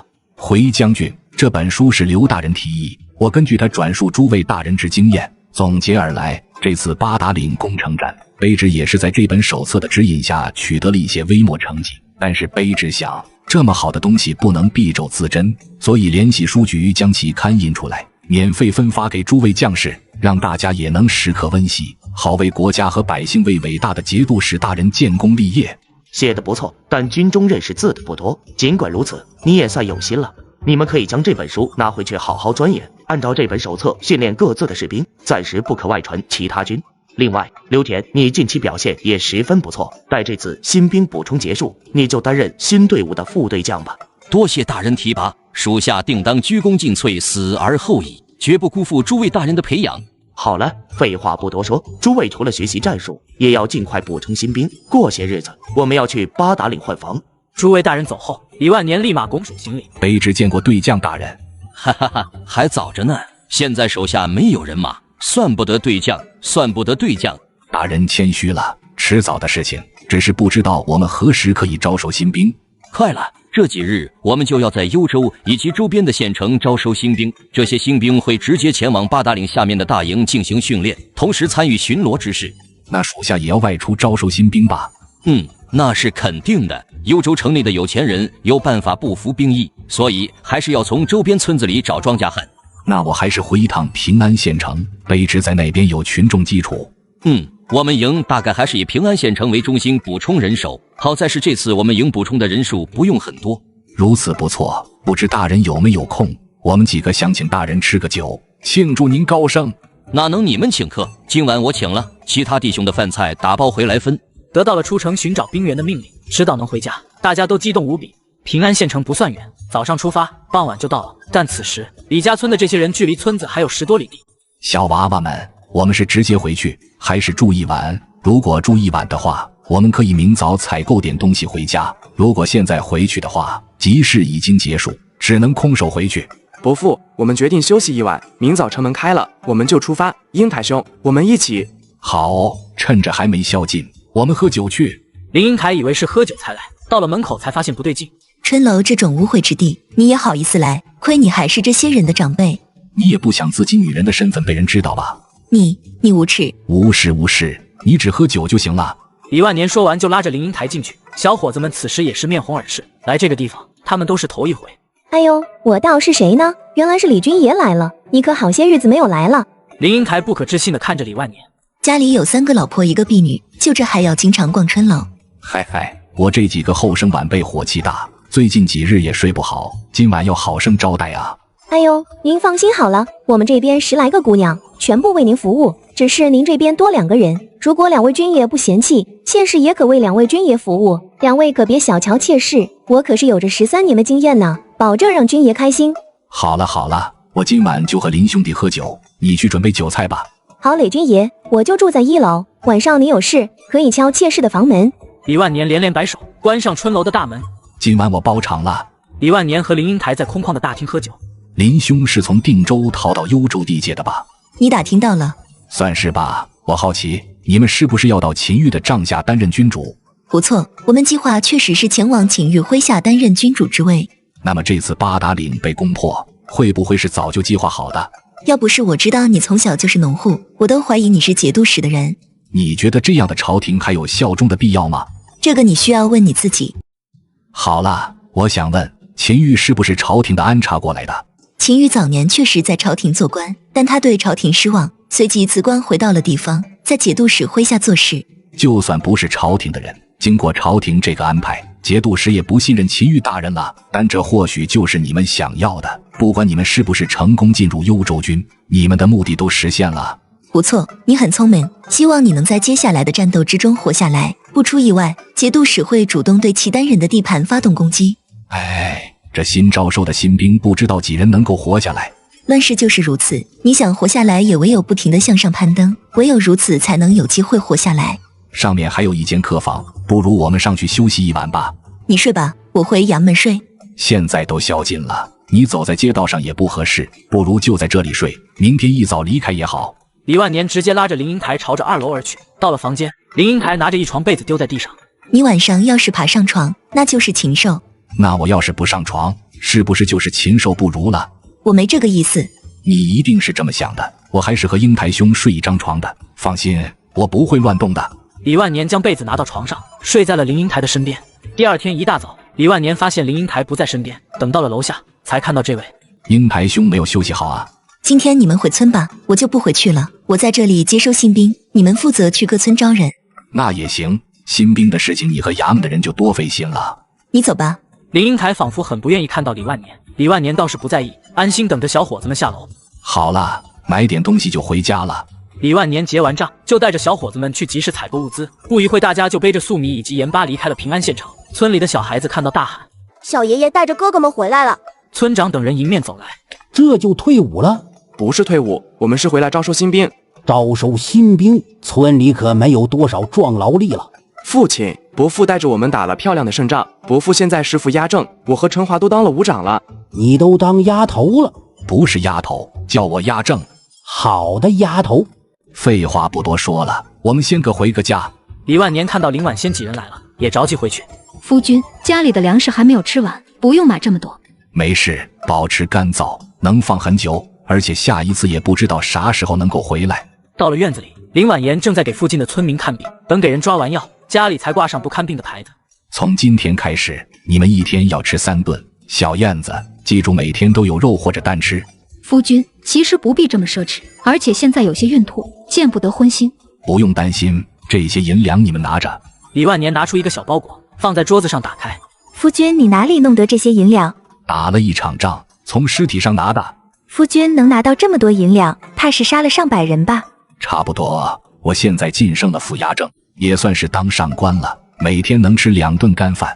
夫君在军中也要用钱，我们要不了这么多。无妨，因为我这次立下大功，上面还赏赐我50两白银，预计会随着下次的俸禄一起发。另外我身上还有些银两。李万年摸了摸自己的口袋，让几个女人放心，看到自己的夫君参军1个月就赚到了这么多钱，三女也惊呆了。怪不得藩镇问题一直是朝廷的心头刺，这种赚钱的速度能让节度使的士兵具有极大的忠诚度。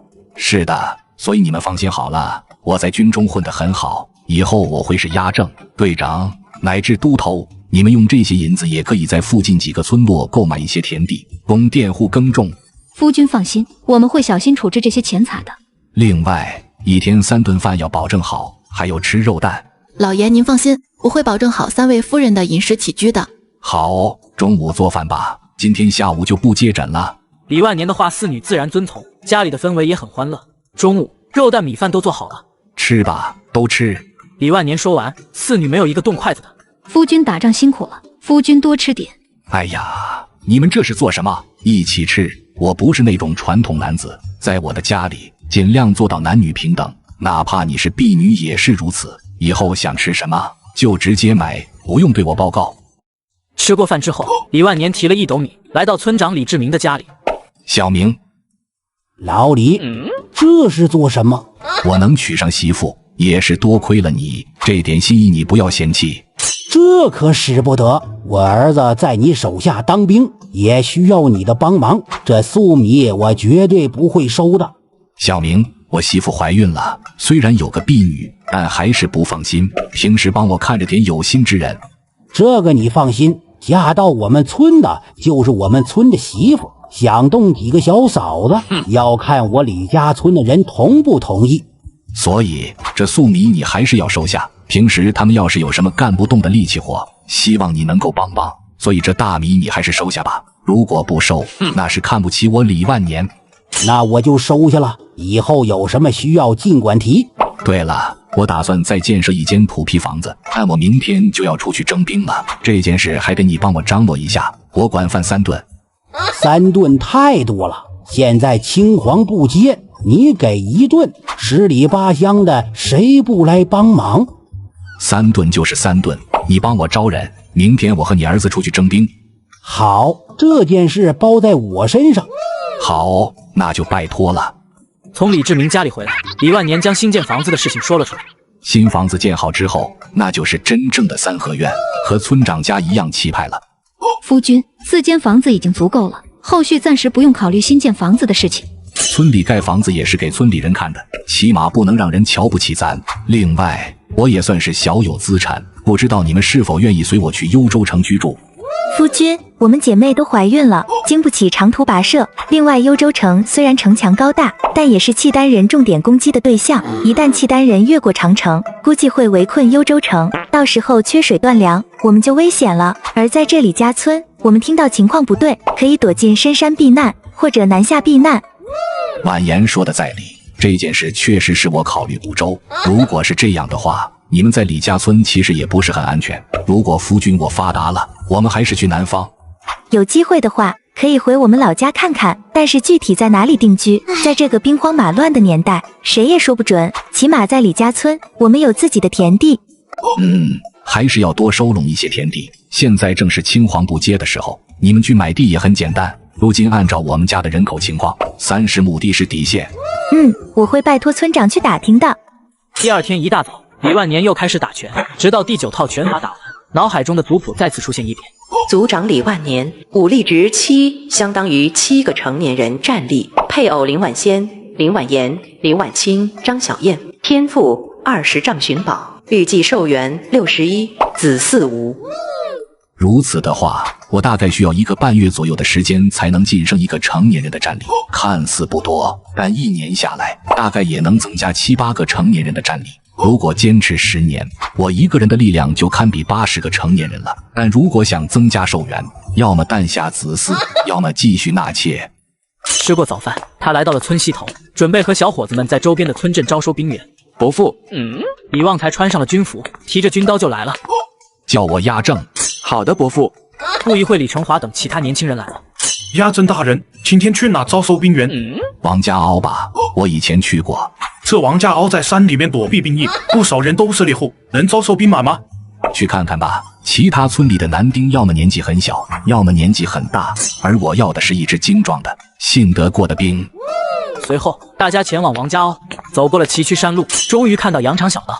伯父，这王家凹有多少人啊？15年前我来过一次，那时候这里有100多户人口，总计人口大概800多人。这么多年过去了，应该有上千人了。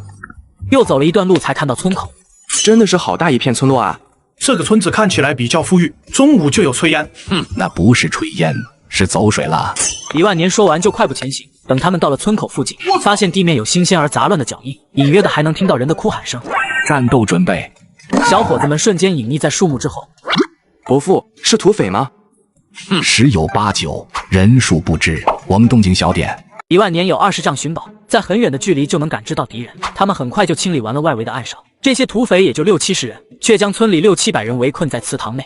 里面的人听着，每户交出3两银子，10斗粟米，再交出40岁以下的女人，我们就会保证你们的安全。如若不然，我将你们全部烧死在祠堂。我韩老四说到做到。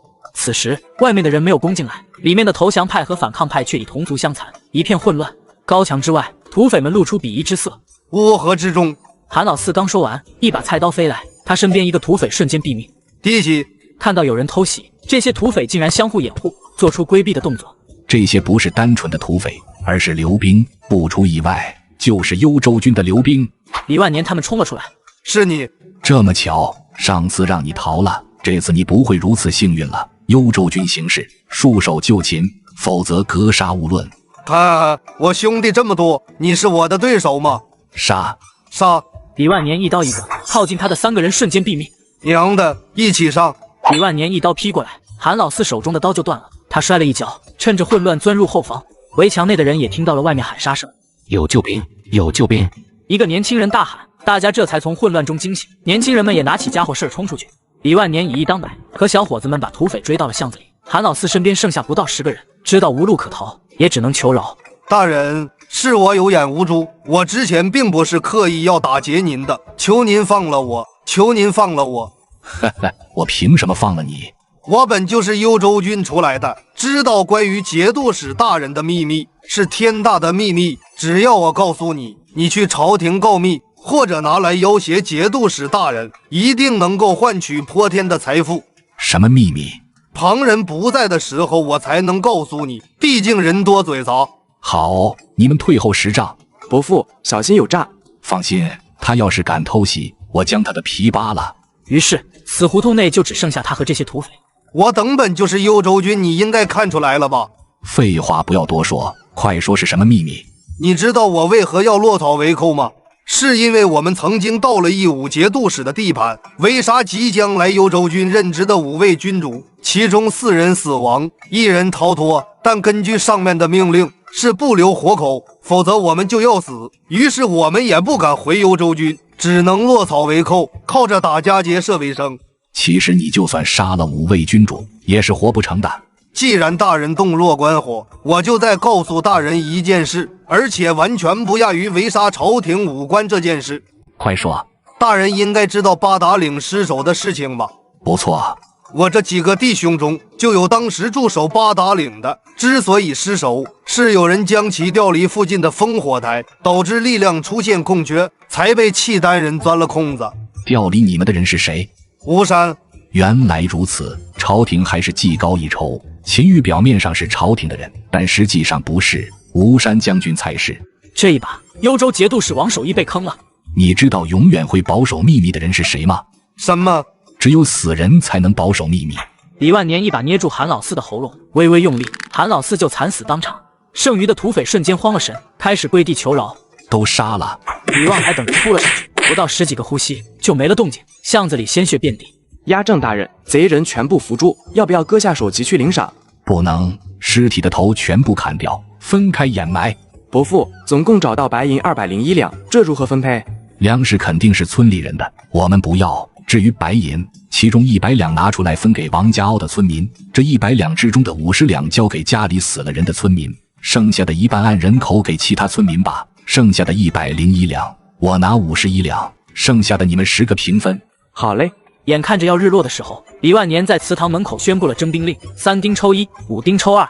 愿意去当兵的，现在就站出来，我自然会安排到老兵的队伍之中帮忙带。李万年说完，就有人站出来：我要当兵。还有我。不一会儿，就有50多人报名，而且都是青年人。超额完成任务，将名单记完，天已经黑了。寅时，族长带着参军的小伙子们来到了祠堂。诸位军爷，今日要不是你们，我们王家不知道该如何是好了。这些粗茶淡饭，还希望诸位军爷不要介意。常元兄客气了。草民好像在哪里见过军爷。常元兄可还记得，小20年前我来你们村当过私塾先生。原来是万年兄，这么多年没见，我比你老多了。您看起来还不到40岁。是先生吗？不错，我记得你眉心有黑痣，读书很快。你叫王腾，你的学名还是我取的。老师，我叫王林，您打过我板子的。我知道你，一段3字经你背了1年，直到我离开王家坳你都没有背下来。人群中爆发出一阵笑声。先生，我们都是您的学生。当年你们年纪差不多的都到这祠堂读书，所以你们村的文化水平比我李家村还高。先生过奖了，当年之所以没有请您继续来教书，也是因为那年旱灾，族里面的粮食紧张。理解，过去的事情就算是过去了。如今尔等于我不仅是师徒，也是上下级。今后在战场上，为师希望诸位要互帮互助，放心的将后辈交给王李2村之人。先生请放心，学生几人一定不会给您丢脸的。晚上不用陪我们，你们早些休息，我们明天出村。李万年吃过晚饭就休息了。第2天早饭结束，大家就开始准备离开了。出发。出村路上，王家凹的年轻人都主动在前用柴刀清理道路。李万年注意到，这柴刀的品质比他们的军刀还好。王腾，你们这柴刀是自己打的吗？是啊，就在前方不远处有个石头坑，那里面有铁矿石，我们也在那边烧炭。走，去看看。不一会，他们就到了一个大坑，里面全部是裸露的铁红色的石块，都是上好的铁矿石。这里你们怎么发现的？这还是前几年的时候进去过，之前在这里烧炭，就搭建窑洞。等我们将炭拔出来之后，发现有一些铁块，后来我们发现这是铁矿。这里没有告诉村外的人吧？没有，因为这东西一旦告诉外面的人，我们村肯定得不到好处。好，走吧。回到家，李家村的小伙子们就说，他们在王家凹随着李万年斩杀了60多名土匪。当晚，又有7、8个小伙子跑到李万年的家里。小爷爷，我也要当兵，而且我就当您的亲兵。我也要当。哈哈，我还没资格有自己的亲兵，但是你们到了军营，我肯定是会尽力照顾好的。但丑话说在前头，军队打仗就没有不死人的。我们都考虑清楚了，如今瘟疫和土匪横行，加上家里实在是揭不开锅了，我们当兵也是为了一口饭吃。既然大家都这么决定了，那就明日一早随着旺财以及成华他们去县衙报道吧。好嘞。这些小伙子走后，李万年深感自己责任重大。夫君也不要担忧，其实大家都做好了牺牲的准备。如今这个兵荒马乱、瘟疫饥荒横行的年代，谁都不知道能活多少天。你不在的这段时间，村里好多个青壮年走了，所以当兵也许是一个好的选择。李万年在家里待了7、8天之后，新房子盖好了。他想起主卧床底下有个装着父亲生前遗物的大箱子，就拿到院子里，把里面的东西拿出来晾晒。翻到底的时候，突然发现一个冠冕，上面还有9个冕旒。他再继续找，找到一件黑色的上衣，上面绣着日月星辰以及龙纹，以及一件红色的下裳。这普通人家的衣服，谁敢绣龙纹啊？夫君，这衣服你看出来了？不错，这是唐至亲王礼服，我们大梁亲王的服饰也差不多。林婉言突然想到李万年也姓李，夫君赶紧将其收起来，这种东西在大梁是死罪。李万年陷入沉思。我记得父亲大概出生在唐玄宗时期，唐玄宗有11个儿子，其中4子李兹在宣宗即位那一年封魁王，那时候大概2岁左右。咸通4年，也就是公元863年薨，时年20岁，而且无子。李万年还不敢确定自己是亲王之后，赶紧回到主卧寻找别的证明。终于在柜子最底下发现了一枚金印，底部4个篆书字体，魁王之印。父亲名为李兹，同音字，魁王。我父亲是魁王。李万年将所有东西收好，原封不动地放回了床底下。此时3女也走了过来，他们也都知道这个东西象征着什么。虽然大梁是建立了，但老百姓很多时候并不认可这个君主，而是认可唐皇以及唐宗室。夫君，这件事我们断不可对外提及。明白，你们在家里等我，我去小明家看看族谱。我很确定父亲就我一个儿子，也就是说这个李家村的人并不是皇室后代，那么父亲大概是通过某种方式混入了这一支李姓家族。到了李志明家里，李万年说道：我想看看族谱。你孩子还没出生，现在就要上族谱了？是的，看看祖先的名讳，我好取名字。稍等，族谱很厚重，是关于家族源头的介绍。李万年发现，在族谱上，父亲是爷爷的继子，族谱也没有对他的来历做出说明。此时的他已经有8、9分把握，自己的父亲就是唐玄宗4子李兹。看好了，名字我还要酝酿一下，等孩子落地了，就正式上族谱。希望我们李氏家族繁荣昌盛，多出几个当官的吧。希望如此。李万年回到家中，一切如常。夫君还是放平常心，如果没有时机，夫君就是大梁武官；如果有时机，您就是光复大唐的中兴之主。还是娘子看得开。其实我等何尝不想夫君是亲王之后，但奈何现在夫君还不是节度使，哪怕夫君不是节度使，手中有个数万人精兵，就可以打出亲王旗号，振臂一呼，如晋王李克用等人定然会前来擒王，所以夫君要谪居一段时间，而幽州军就是夫君发展的卵巢。得其如此，夫复何求？夫君本就不是常人，就算没有皇室血统，夫君未来至少也能割据一方。如今有了血脉大义，重整着破碎的山河也未尝不可能。那就徐徐图之吧。就这么在家待了10来天。这天中午，李旺才回了村。伯父，上头发了命令，让我们明天要动身了。今天下午我们就要回县城了。明白，你先休息会，在我家吃个饭，下午便出发。小燕子，做点肉。好的，老爷。吃过午饭，他们再次出发。当天下午就到了城内。这次招收的新兵多，衙门住不下，只能在县城外之前训练的营地扎营。李万年自然不能独自住城里，于是晚上他直接走进了林英台的帐篷。这个帐篷就他一个人。你干嘛住这里？这几日在家里始终不得劲，想了好几晚，才明白是英台兄不在我的身边，导致我夜不能寐。如今我必须要闻着英台兄的发香才能入睡。林英台不搭理，自己铺席子睡觉了。李万年随即躺在他身边抱住他，还是在英台兄身边安心。登徒子，离我远点。林英台嘴上这么说，但并未进一步拒绝。李万年就死死地抱住，也没进一步动作。一夜之后，李万年神清气爽，而林英台已经在外面练习拳法。李万年在林英台身边打拳，顺便问道：我如今的实力大概到了练皮境中期了吗？勉勉强强吧。林英台说的随便，但心里很震惊。这还不到2个月，离万年就到了练皮境的中期。我当年花了3年才到练皮境中期，此后就一直卡在练皮境的后期。铜皮铁骨，只有到了练骨境，才算是登堂入室了。哎，也不知道有什么办法能加快一点，这时间真的是熬人。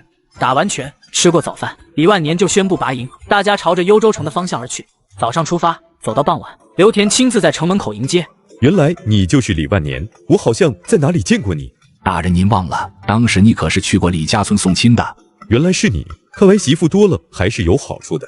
哈哈哈哈！崔大人，这小子是越来越精神了，看来我得回去跟媳妇说声，帮我纳个妾。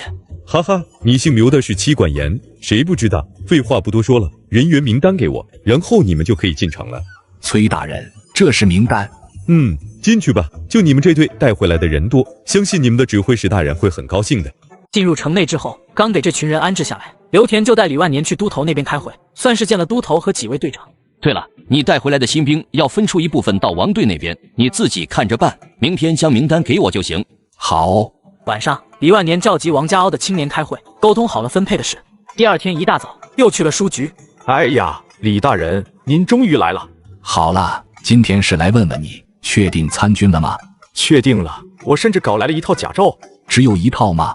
哈哈，李大人，当然只有一套，这东西可不太好搞。好了，今天就去给我办手续吧。那就辛苦大人了。不过大人稍等，我准备一下。顾全军扛着一个麻袋出来了，里面装的是甲胄和一些干粮。你打算跟我们住在一起吗？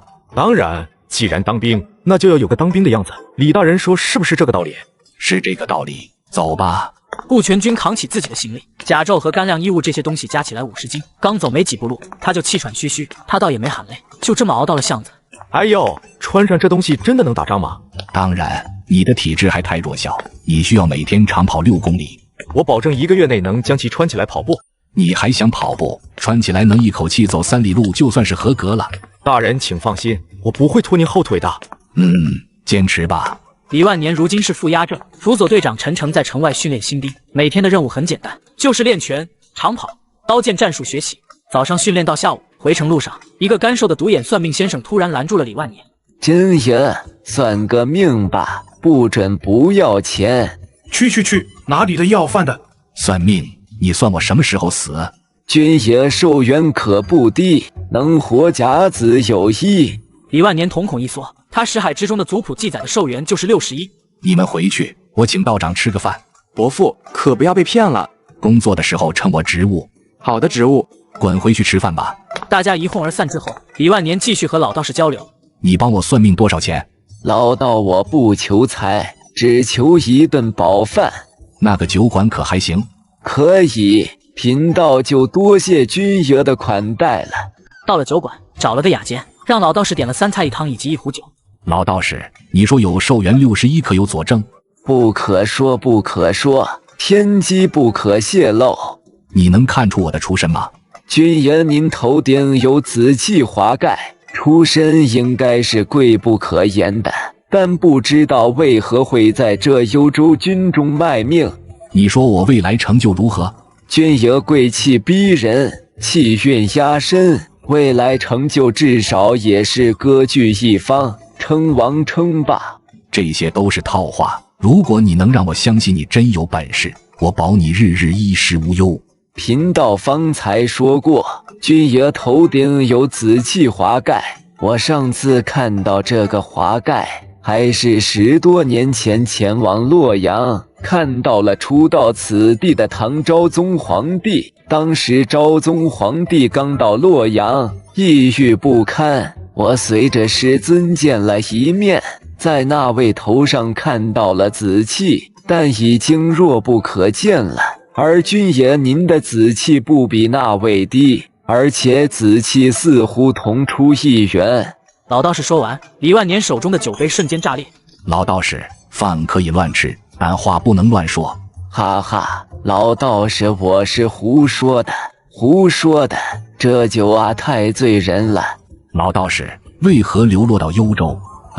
如今中原地区难言安稳，贫道的道观也在战乱之中焚毁，加上天灾人祸，只能四海为家了。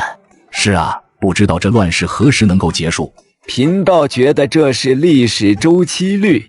李万年眉头一跳。宫廷玉液酒？什么？我说，总有一天我们也能喝上宫廷玉液酒。那是自然，君爷紫气逼人，未来定然是能够喝上的。希望那时候贫道也能沾沾光。且不说以后的事情，你会算命，这也是你的本事。但我知道，命运这种东西随时都能改变。如果命中注定，那人活着还有什么意思呢？大人的意思是，我想你能不能跟着我做事？老道士立马对着李万年行了道家礼。贫道愿意为主公效犬马之劳。很好，我现在官职很低，一个副押正而已，但我需要对未来的事情做出一些准备，需要你帮我。主公请吩咐，贫道一定竭力完成。很简单，拿着这50两银子去平安县的王家坳，告诉村民说是李万年让他们帮忙打制砍柴刀，就是我带的那些新兵的武器，暂时先定制100把。主公不担心我拿钱跑路吗？用人不疑，疑人不用，你拿着银两去就行，就要100把，剩余的钱给你，但是得要保证砍柴刀的质量。主公如此信任贫道，贫道一定保质保量完成主公交代的任务。我还不知道你叫什么名字。贫道俗家名字杜光庭，道号东瀛子。年轻时候，不少人称呼我广成先生。天台山上清太茅山宗第7代宗主之弟子，但前些年在青城山修行，3年之前感觉亡命将现，游历天下。如果我没记错的话，熹宗皇帝似乎信奉道教。不错，贫道也见过熹宗皇帝。老杜啊，你会给皇朝算命吗？皇朝气运比个人的气运更好判断，因为皇朝气运是大事，从趋势看更容易辨别。那你算算大梁还有多少寿元？3、5年之内吧。那你知道这李唐皇朝还能光复吗？汉光武帝当年的事情也许还能重演，但这人必须要有极为特殊的命格，既要和皇朝有命运联系，又要超脱之上，方能给李唐皇朝续命300年，拯救黎明于水火之中。这些年贫道一直在找这样的人，如今似乎找到了。你有这样的本事，为何当年不给熹宗皇帝建议，让他逆天改命？这样的话，百姓也能少受一些苦难。大人可知道熹宗皇帝的父亲，也就是唐懿宗的得位不正？这似乎有所耳闻。当年宣宗明明说的是让魁王资克继大统，结果却是懿宗陛下做了皇帝，得位不正，所以导致到其子熹宗皇帝这里就传不下去了。因为熹宗皇帝驾崩之前，皇子年幼，而当时天下已经开始大乱，熹宗皇帝不得已将帝位传与其弟昭宗皇帝，但得位不正的问题还没有解决。最后昭宗皇帝以及其子哀宗皇帝纷纷死于非命，至此天下大乱。所以说，皇朝时期最重要的是得位之正吗？当然，皇命就是天命，普通人的，哪怕是秦王也不一定有资格承接天命。如果强行承接天命，皇朝难以持续。我现在是王命还是天命？虽然您目前还是王命，但整个天下没有皇命，所以主公机会很大。没有王命就意味着他们的国家寿元不长吗？不错。好，我明白了，你今年多大年纪？贫道生年并不确定，但大概是宣宗初年，如今大概有71岁了。你倒是显得年轻，这一点不如主公，是吗？李万年一杯浊酒下肚，顿时感觉心中如火烧一般。本来他就知道5代不会很长远，如今有了杜光庭的佐证，更是充满信心。过了大概10天，李万年这边正在打拳，刘田就匆忙从外面回到院子。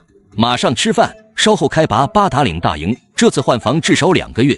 这么快？新兵才训练几天，这就要去八达岭大营了？是的，到八达岭大营继续训练吧。好。李万年随即下令，众人赶了1天的路，晚上才到达八达岭大营。他们接替的是后军驻扎，同时也要去八达岭长城巡防。直到他们要上八达岭的前一天，营指挥使萧正来了，带着他们前往军需处领取军饷。王大人，这是我们的营的名单以及领取的总数，您看看。军需处的负责人坐在那边喝茶，看到后很满意。唯有你们营现在是满员的状态，军饷也是满的，那一批军饷是你们的，清点一下，出了这大账，少了我可不认。好，我等一定会清点清楚的。几个人清点了好几遍，萧正也确认没有问题后，在账本上签字，签字结束，军需处就不管了。那就带走吧。众人扛着沉重的银两以及铜钱离开。走在路上，李万年问刘田：“刘大人，这王大人出身一定很特别吧？”哎，他是节度使大人的干儿子，本来不姓王，以后见到他得恭恭敬敬的。之前有个营指挥使得罪了他，军饷扣了半年才发。回到指挥使的营帐内，首先是给诸位军官发军饷。李万年，上次攻打八达岭，你是我营功劳最大者，奖赏的50两银子，以及78人共计39两的人头费，随着你的上个月本来的俸禄一起发给你。萧正拿着银两走到李万年的跟前，多谢大人。这次要不是大人以及诸位将领指挥有功，卑职哪有建功立业的机会？别客气，我很看好你，好好干。大人放心，属下一定紧密地团结在您的周边，为您鞠躬尽瘁死而后已。你之前是一个读书人，不错，在下父亲当年是一个秀才。好好干。接下来就是其他军官的奖励，大家多少都有点功劳，所以奖励也有一些。离开之前，我再说几句。我们营明天就要上去巡防，但近些天契丹人的斥候频繁地抵近侦察，甚至杀死了我们巡防的士兵。你们要小心谨慎，不出意外，契丹人近期会有大动作的。大人，我们为何不主动出击？这个是节度使大人决定的，但以我对节度使大人的了解，上次吃的亏并不会因为八达岭的收回而弥补，大家做好准备吧。是。会议结束，李万年和刘田回去发了军饷，第2天就带着人上山去巡防城墙。此时末，李万年在烽火台的瞭望口眺望，突然看到不远处的草丛中有亮光闪烁，银子。瞬间，李万年紧张了起来，嫡媳大喊之后，他直接点燃了烽火台，10几里外都能看得见。杀！不远处的契丹人知道自己暴露，都冲了过来，其他烽火台也遭受了攻击，好在大家都提前做了应对。萧正正在2山之间的城墙上驻守，看到远处的火光，知道契丹人来袭了。是哪个烽火台报告的消息？大人，是李万年驻守的烽火台首先点燃的烽火。好家伙，立功了！通知山下军营立刻驰援。大人，他们看到烽火之后，已经朝着这边赶来了。契丹人此刻恼怒不堪，也只能下令撤退。王守义听到这个消息，脸色也不太好看。上次就是被契丹人偷袭占据了八达岭城墙，看来他们还是贼心不死。契丹人最近的大营距离八达岭多远？具体人数多少？契丹人在八达岭下10里处布置了一个前军营，大概3000人左右，在其后方30里是大军营所在地，大概有3万人马。3000人马就敢攻击我的城墙，胆子不小。传令吴山，务必要报复回去，打掉契丹人的前锋。如果完成了，他转正；如果完不成，回来训练新军吧。骑令兵很快就将消息传到了吴山的手中。吴山在山脚下的大营看到这个消息，喊来了张良。吴大人有何吩咐？张将军，交给你们一个任务，带着你的人马去端掉契丹人的前锋营，同时要控制好自己的损失。很快，萧正等几个营主也被喊到了吴山的军帐内，听到命令也是为难，只能尽量争取。大人，我们作战的时候，希望其他军也能在后方接应我等。这是自然的，我们5个军在这里，左右2侧各1个军，中间还有3个军可以调动。那末将就回去准备了。萧正召集大家开会，会后2人回自己的驻防点。这次我们不要恋战，那边距离契丹人大本营太近了。转眼就到了傍晚，而山脚下竟然将热饭端了上来。伯父，今晚是不是要主动出击了？吃过饭，开会。天黑之后，李万年带着小伙子们抵达集合点，来到契丹大营附近的山林边缘。李万年被喊到了后方开会。现在有一批契丹人的服饰和武器，是我们过去收集来的。谁愿意化作斥候，帮我们接近大营，斩杀看守？萧正此时召集了全营压正以上的武官，但是无人回应。吴将军说了，只要去的人为首武官赏银100两，其余者赏银10两。如果偷袭成功，每个人官升1级。大人，我愿意去，但我希望赏银能够翻倍。虽然吴将军没有允诺，但我可以提前允诺你，赏银翻倍。大人，这20来个人就让我来安排吧，尽快。是。于是李万年召集王李两家的小伙子宣布道：我们打算扮成契丹人的模样靠近军营，并且打开军营的大门，只要去了诸位赏银20两，一旦偷袭成功，全部官升1级。李家村的小伙子们眼神瞪得像铜铃。我去，我也去。短短一会儿，就有超过40人举手。小点声，李家村的全体参加，王家村的年龄20岁到30岁之间的优先。刘大人，我也去。你不行，你们不会契丹语，我会。李万年眉头一挑，您别误解，我们幽州一直有和契丹商人做生意，所以我也学了点。那就去吧。不一会，李万年就将武士们带到了萧正面前。萧大人，这是我挑选的武士。很好，希望你们成功，我会兑现我的承诺。王李二姓祖上都出过名人，是名望大族。本官希望你们在此次战役之中重现祖先荣光。事成之后，我额外给你们休沐10天。大人放心，我们一定会成功的。更衣吧。穿好衣服之后，李万年看着这些士兵，随即说道：我们会堂而皇之地走进大门，诸位除了携带契丹军刀之外，额外携带一副军刀。学习的投掷术没忘记吧？没忘。好，出发。李万年带着人来到大营门口，大门打开一条缝，契丹士兵用契丹语问道：你们是谁的部下？我们是今日出去的斥候。斥候今天考什么？糟糕！顾全军知道是在对暗语，但他根本就不知道所谓的暗语。考你娘！顾全军直接爆粗口了，给李万年使眼色要动手。进去吧。还真是暗语。大门打开，李万年带着众人进去，挥手就是一刀，身边的士兵也纷纷拔刀。很快，大门被打开，李万年的人在营寨上头挥舞火把。杀！一个人投500文。萧正杀了进来，将陌刀丢给李万年。王李二村的，跟着我杀！李万年脱掉契丹人的衣服，带着人马冲向中军，守护我的侧翼。李万年挥舞陌刀，靠近者死。前方突然冲出10几人的重骑兵队伍，散开！契丹重骑兵举着刀朝着李万年冲来，一道寒光闪过，骑兵连人带马被砍成2半。挡我李万年者，人马俱碎！这一声怒吼振聋发聩，冲到他身前的重骑兵直接被吓得栽倒在地，后方速度被迫降低，很快都被砍断马腿，陷入绝境。李万年注意到几个人朝着后方逃跑，立刻带人追过去，陌刀劈下。那个前军将领举刀阻挡，但直接连人带刀被劈成2半，没了主心骨。契丹兵四散奔逃，半个时辰就结束了战斗。抢马！李万年带人抢了100多匹，随后就听到了鸣鼓，撤，带不走的全部烧了。天还没亮，张良就带着士兵回来了。城墙上的人看到幽州军的军旗和服饰，大喜过望，开门，大胜而归。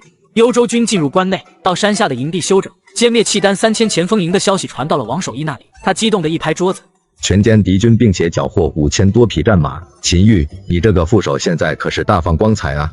这证明大人您练兵有方，不然难以取得今日之大胜。加上这5000多匹马，我们也可以组建万人规模的骑兵了。这是后话，现在要让他们将这次作战的细节呈上来，然后论功行赏。李万年被叫到萧正的营帐中，卑职见过萧大人。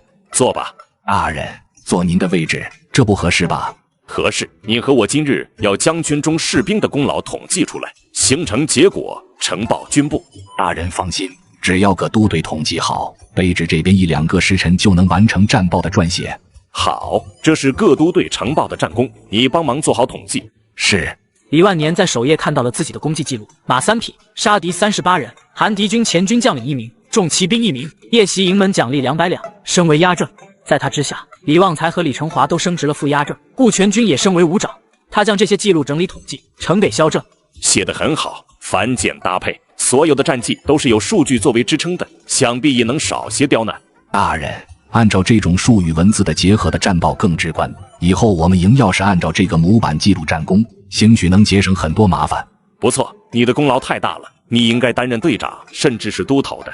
大人的期望就是卑职奋斗的目标，属下一定不负栽培。